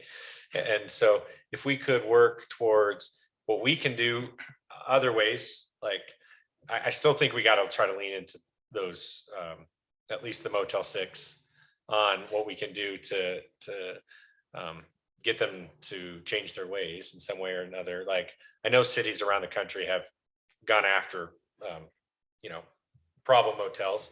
I think that's a good use of our budget. That way the police can concentrate on the taxpayers, right? Because a lot of those people that are there for a week or two and the chief has to go deal with them, they're not Midvale residents, right? They're just passing through. And so, it would be good if we could disperse that heat map from that area. So that's another way we could look at the budget. I think I'll signal that I think the mid-tier is good. I think Dustin has. I think, that's probably enough to move forward, right? Clover, you said that too. Yeah, I'm the same with Councilmember Gettle. It's kind of a moving target, and I hate to say first, second, or third. I'm comfortable with middle. Mid-range. Yeah, mid-range would We be. don't need to say we're number 1, 2, 3, or 4. It doesn't matter. We're in the mid-range. Yeah. And that's where we want our police to be able to have that compensation. I think the other thing, and this really doesn't have to do with this that much, but it does in the long run. I think we need to really fight really hard with the legislature to say, hey, this is where we are being hurt by the homeless shelter monetarily. We don't have the resources for police. Our budgets are raising faster than we're able to do. And you need as a state to step up and take your responsibility. These other cities that do not have homeless shelters need to put into the funds to help with those that do. If we have to have the responsibility, we need the resources to take care of the opportunities we have. And especially if our budget is going to increase twice in the same fiscal year. So I think number one thing is with the legislature, we have got to tell them they've got to step up to the plate. I agree. We have been doing that both through the league and through some other committees. We've been working with Wayne Niederhauser in his new position in order to impress upon him the importance of the mitigation fund and the expansion of that. So far, we have, I mean, it's still early, but we've been receiving support from the new governor's office on homelessness with regards to protecting the mitigation funding. There will be a lot of resistance that we hear you, and we every meeting that I'm in on where this topic comes up, the mayor or myself are reminding everyone else when they're belly aching about paying into this mitigation fund that we remind them what it's like to have a shelter and the fact that there are other consequences with that. Again, we say that we like being able to help those of us who have fallen on hard times, but these, as have been said in other instances, these aren't only Midvale residents who are in our shelter, and that's why those other communities need to participate. I hear you, it's being communicated, and we will continue to work very hard on that issue. Do you have direction? I do. Thank you. Thank you. Thank you for that lively and conclusive. I just can't wait for his 7 scenarios for mid-tier next. Challenge accepted. Yeah. Okay. Some more data as that gets worked up. Okay, motion to adjourn. Motion to adjourn. All right, we'll reconvene in a minute with redevelopment agency of Midvale City. Take 5 minutes. I'm gonna see this other one. No.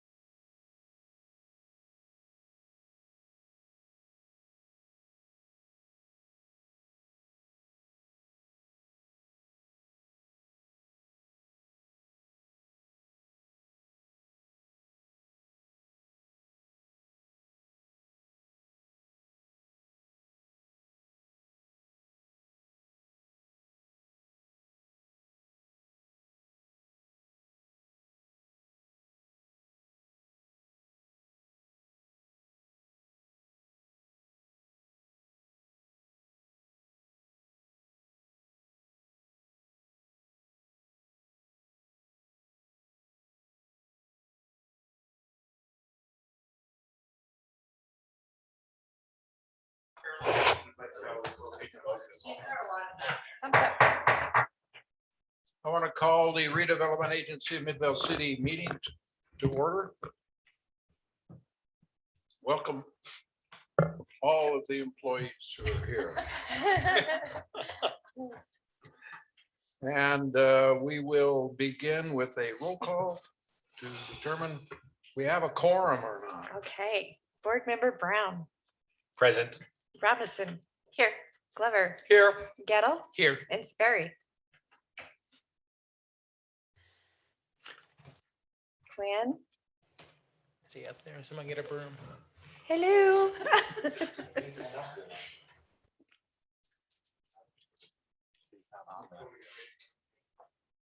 Oh, Quinn, are you there? Quinn Sperry, Connecting. give us an affirmative that you're. Blink twice if you're there. Quinn, say you're here. I'm back in. Okay. All Sorry. right, good. Everybody's present. Yay. Public comments. Thank you.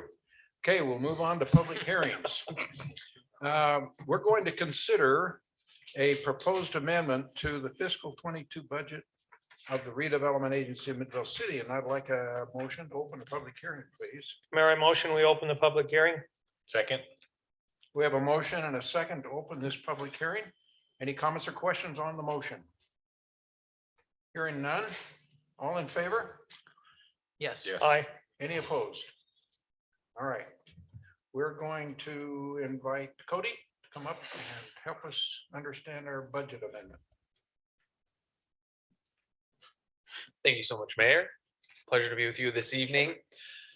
Make it short and quick. We have 3 accounts that we don't use. They've been stale, collecting dust and a little bit of interest. So we're getting rid of those accounts and transferring their fund balance to accounts that make sense and programming those accordingly within those accounts that we're keeping. And then we're transferring about 15,000 from Bingham Junction to operations. And that is to pay for additional legal fees that the RDA is using within the city. And then it skipped ahead, but and then there's also a $10,000 programming for Main Street for events and promotion, $15,000 for Main Street for public art program. And that is the, that's basically what we're proposing be amended to the fiscal 2022 budget. Okay. Council, do you have questions for Cody? Okay, public? Any public that would like to comment on this? Hearing none, I'll entertain a motion to close the public hearing. Mayor, I move we close the public hearing. Second.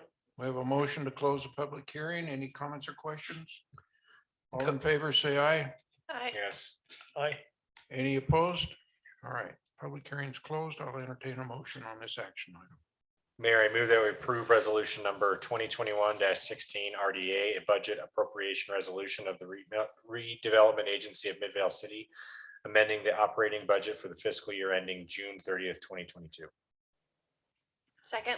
Okay, there's a motion and a second on this proposed amendment to the budget. Any comments or questions? I have a question, Mayor. Do we have an idea of the last meeting? We talked about the holiday tree, as Councilmember Brown wanted to call it. I said holiday event. The Christmas The celebration. Christmas tree could be a part of on that. Main Street. Was there any, is this accounted for in this budget amendment? Yes, it is. So the Main Street Business Alliance, which I am a part of and helping to create, we will be happy to host that event. We're going to be meeting on next Thursday to begin planning of that event. Could I come to that meeting? Absolutely. All right. Could you just email me with the deets, as the kids say? The tails. We say the tails now. I just want to make sure that the notes mention that Dustin mocked my inclusiveness. Please make sure that's in there for the next meeting. Okay, Dustin. And then the funding is the $10,000 for events and promotion is where that would come from. Okay, any other comments? Rory, I think we've motioned second. Let's go for a vote. Board Member Brown, Yes. Gettle, Yes. Glover, Aye. Sperry, Aye. and Robinson. Aye. Thank you. There you go, Cody. At least on your first one. I see you got more here. All right, we have a consent agenda to consider the minutes of September 7, 2021. Mayor, I motion we approve the consent agenda. Second. Motion and a second to approve these minutes. Any comments or questions on this motion? Rory? Board Member Gettle, Yes. Glover, Aye. Sperry, Aye. Robinson. Aye. And Brown. Yes. Thank you. We have 3 action items. First one is to consider resolution number 2021-17 RDA adopting the Main Street Public Art Program. All right, Cody. So this is bundled into, the 2 action items are bundled into one slide because we are proposing the adoption of a public art program for Main Street and for Jordan Bluffs. The program is identical to the one that has been previously adopted in the Bingham Junction project area. The budget amendments that you just approved, there was $15,000 for public art for Main Street. In the original fiscal year 2022 budget, we already allocated funds in the Jordan Bluffs area for public art, so that didn't need to happen. So there's already funding for it, but not a program or a mechanism whereby we can actually use those funds. So this program will basically help us get so that we can reach out to property owners and artists and connect the two and get public art happening and installed and created, commissioned in the Main Street in all of our project areas after these 2 programs are adopted.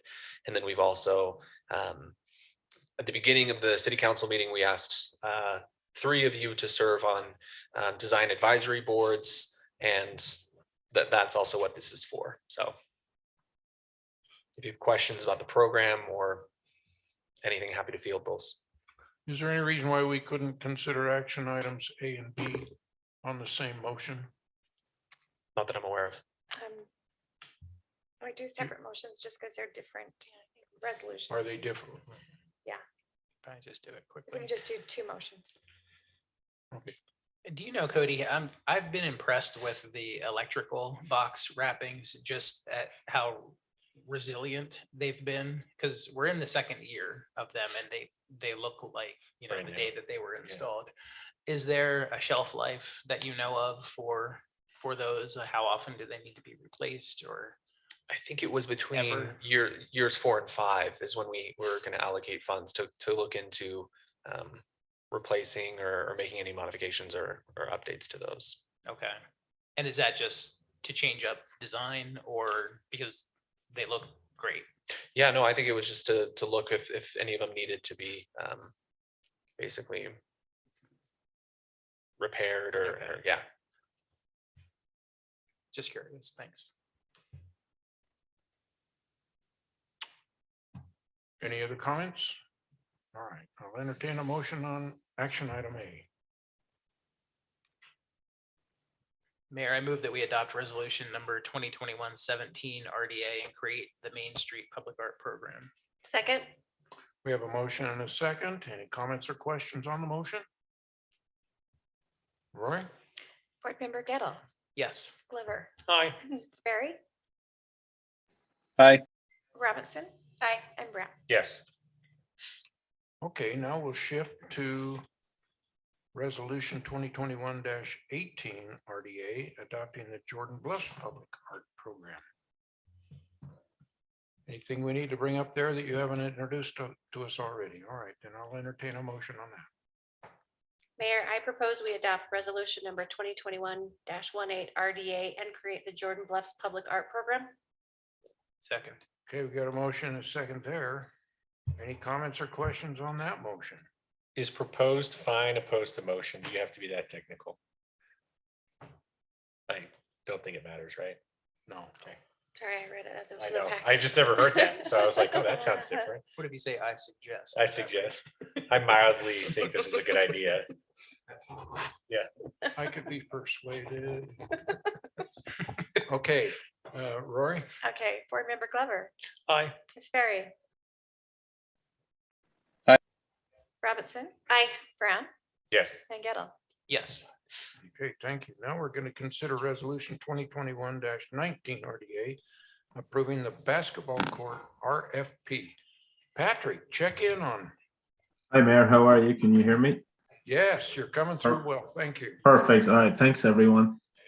This RFP was previously brought before the board by a former staff member, and the proposal that was selected previously didn't work out. So Cody and I, at that point, brought the idea of the RFP and the disposition of the basketball court site back to the RDA board, just to get your direction really on how you wanted us to pursue it. And at that point, you told us just to pursue as was originally envisioned.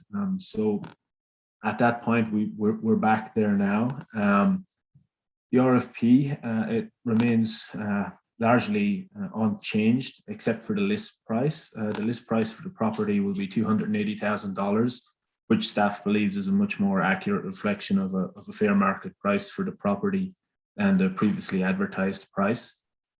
Preference will be given to proposals that provide neighborhood-oriented programming. They significantly increase daily pedestrian activity and contribute to the emergence of a Main Street activity centre and that arts district for residents, as well as a regional draw. Submissions must include a project description, drawings, a pro forma, statement of qualification, financial capacity, and proposed down payment. The developer will be chosen by a selection committee that will be comprised of staff from the agency and from the city. The developer then will be selected on completeness of proposal, their vision, the scope of development, qualifications, and financing. The selected developer will go through a design review process that will require them to obtain approval for basic design, schematic design, design development, and final construction. Once the RFP is released, respondents will have 45 days to submit a proposal. And if approved tonight, staff anticipates releasing the RFP on or before September 30th of this year. So that kind of takes us to the end of just the brief overview as you've seen it before and most of you are familiar with. If you have any questions, I'm happy to answer them. Patrick, I have one quick question. What are we going to do to make sure we don't have a repeat of what happened last time? Like, obviously you can't guarantee someone will go through with it and build it or whatever. Do we need a better vetting process? What can we do to, because a lot of us thought, 2 years ago we'd have. Sure. Yeah. I think one of the challenges that happened before was that the developer that was selected just wasn't able to make the project pencil. At least that's my understanding. I wasn't heavily involved in the RFP previously.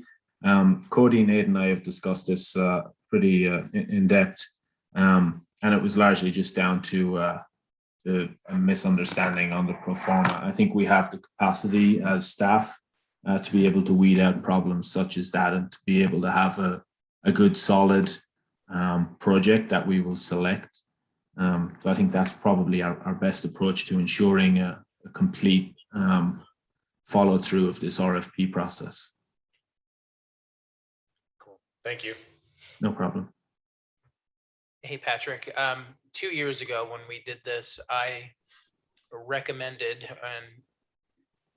that we at least think about putting a basketball court somewhere else, even if it's a half court basketball court, because I don't love the idea of removing, basically the one amenity that the neighbors have in this area. And, going, as I've been traveling through the avenues, talking to folks, one thing they do have concerns about is losing that basketball court. So I understand the need to put something there.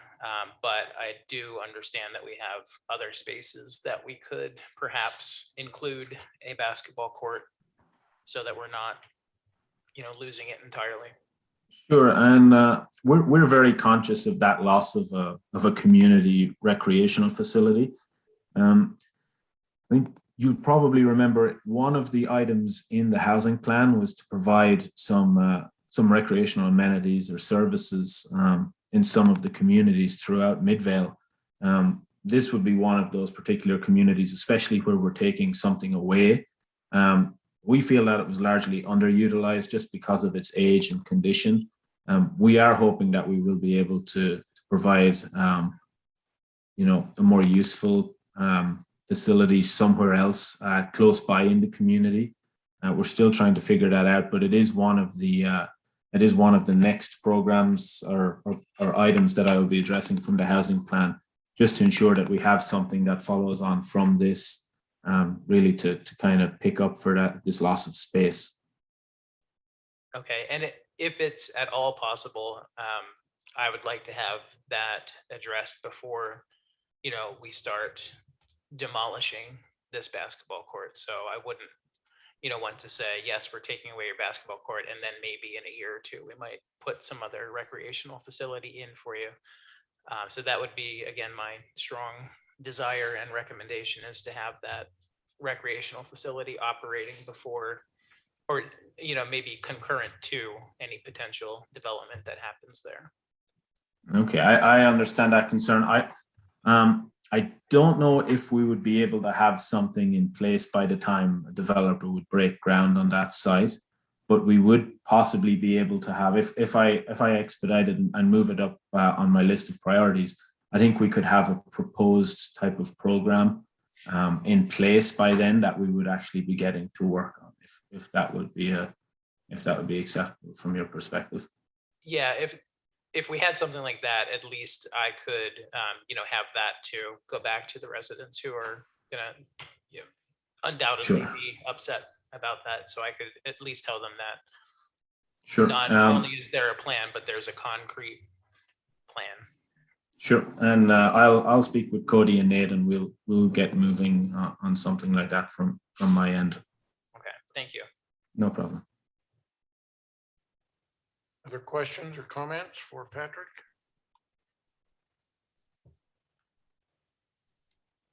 I'll entertain a motion then.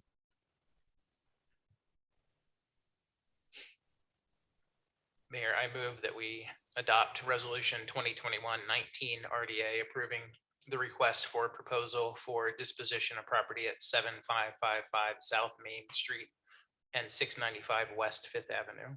Second. We have a motion and a second. Any discussion on the motion? Rolling. Board Member Sperry. Aye. Robinson. Aye. Brown. Yes. Gettle. Yes. And Glover. Aye.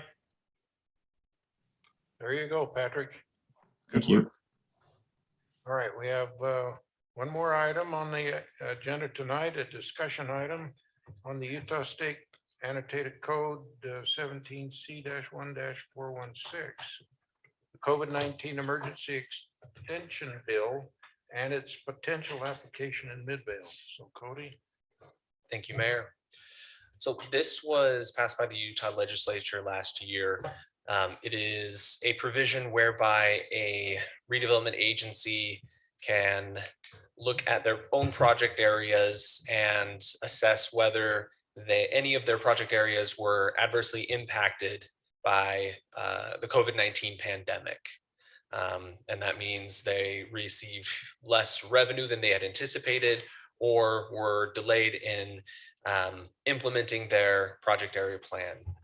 And if an agency does that and they determine that a project area was adversely impacted, then they can extend that project area's collection period for 1 to 2 years.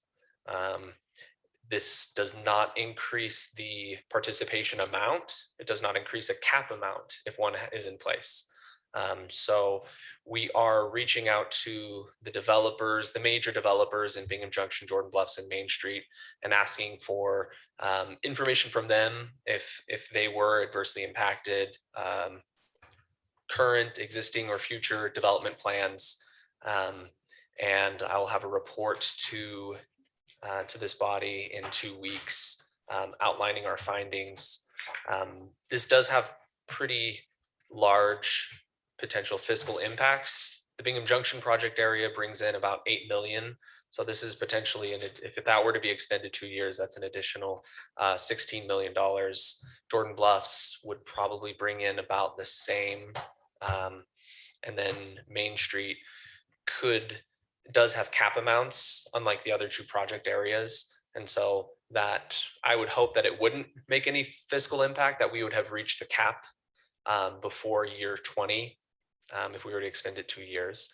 But it would be a good safety net that would be in place if Main Street has been adversely impacted by COVID-19. So if you have questions about this, then I'm happy to field them, but I'll have a full report to you by the next time we meet.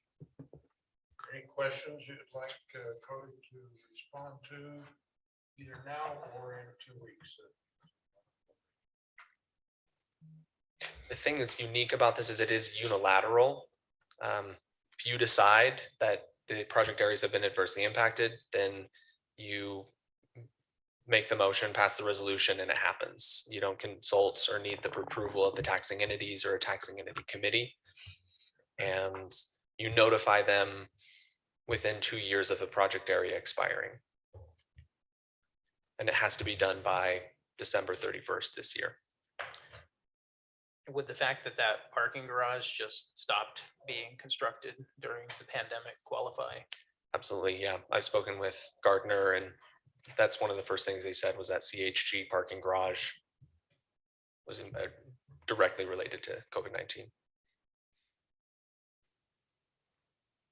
Other questions, discussion? Okay, thank you. Motion to adjourn. Thank you all.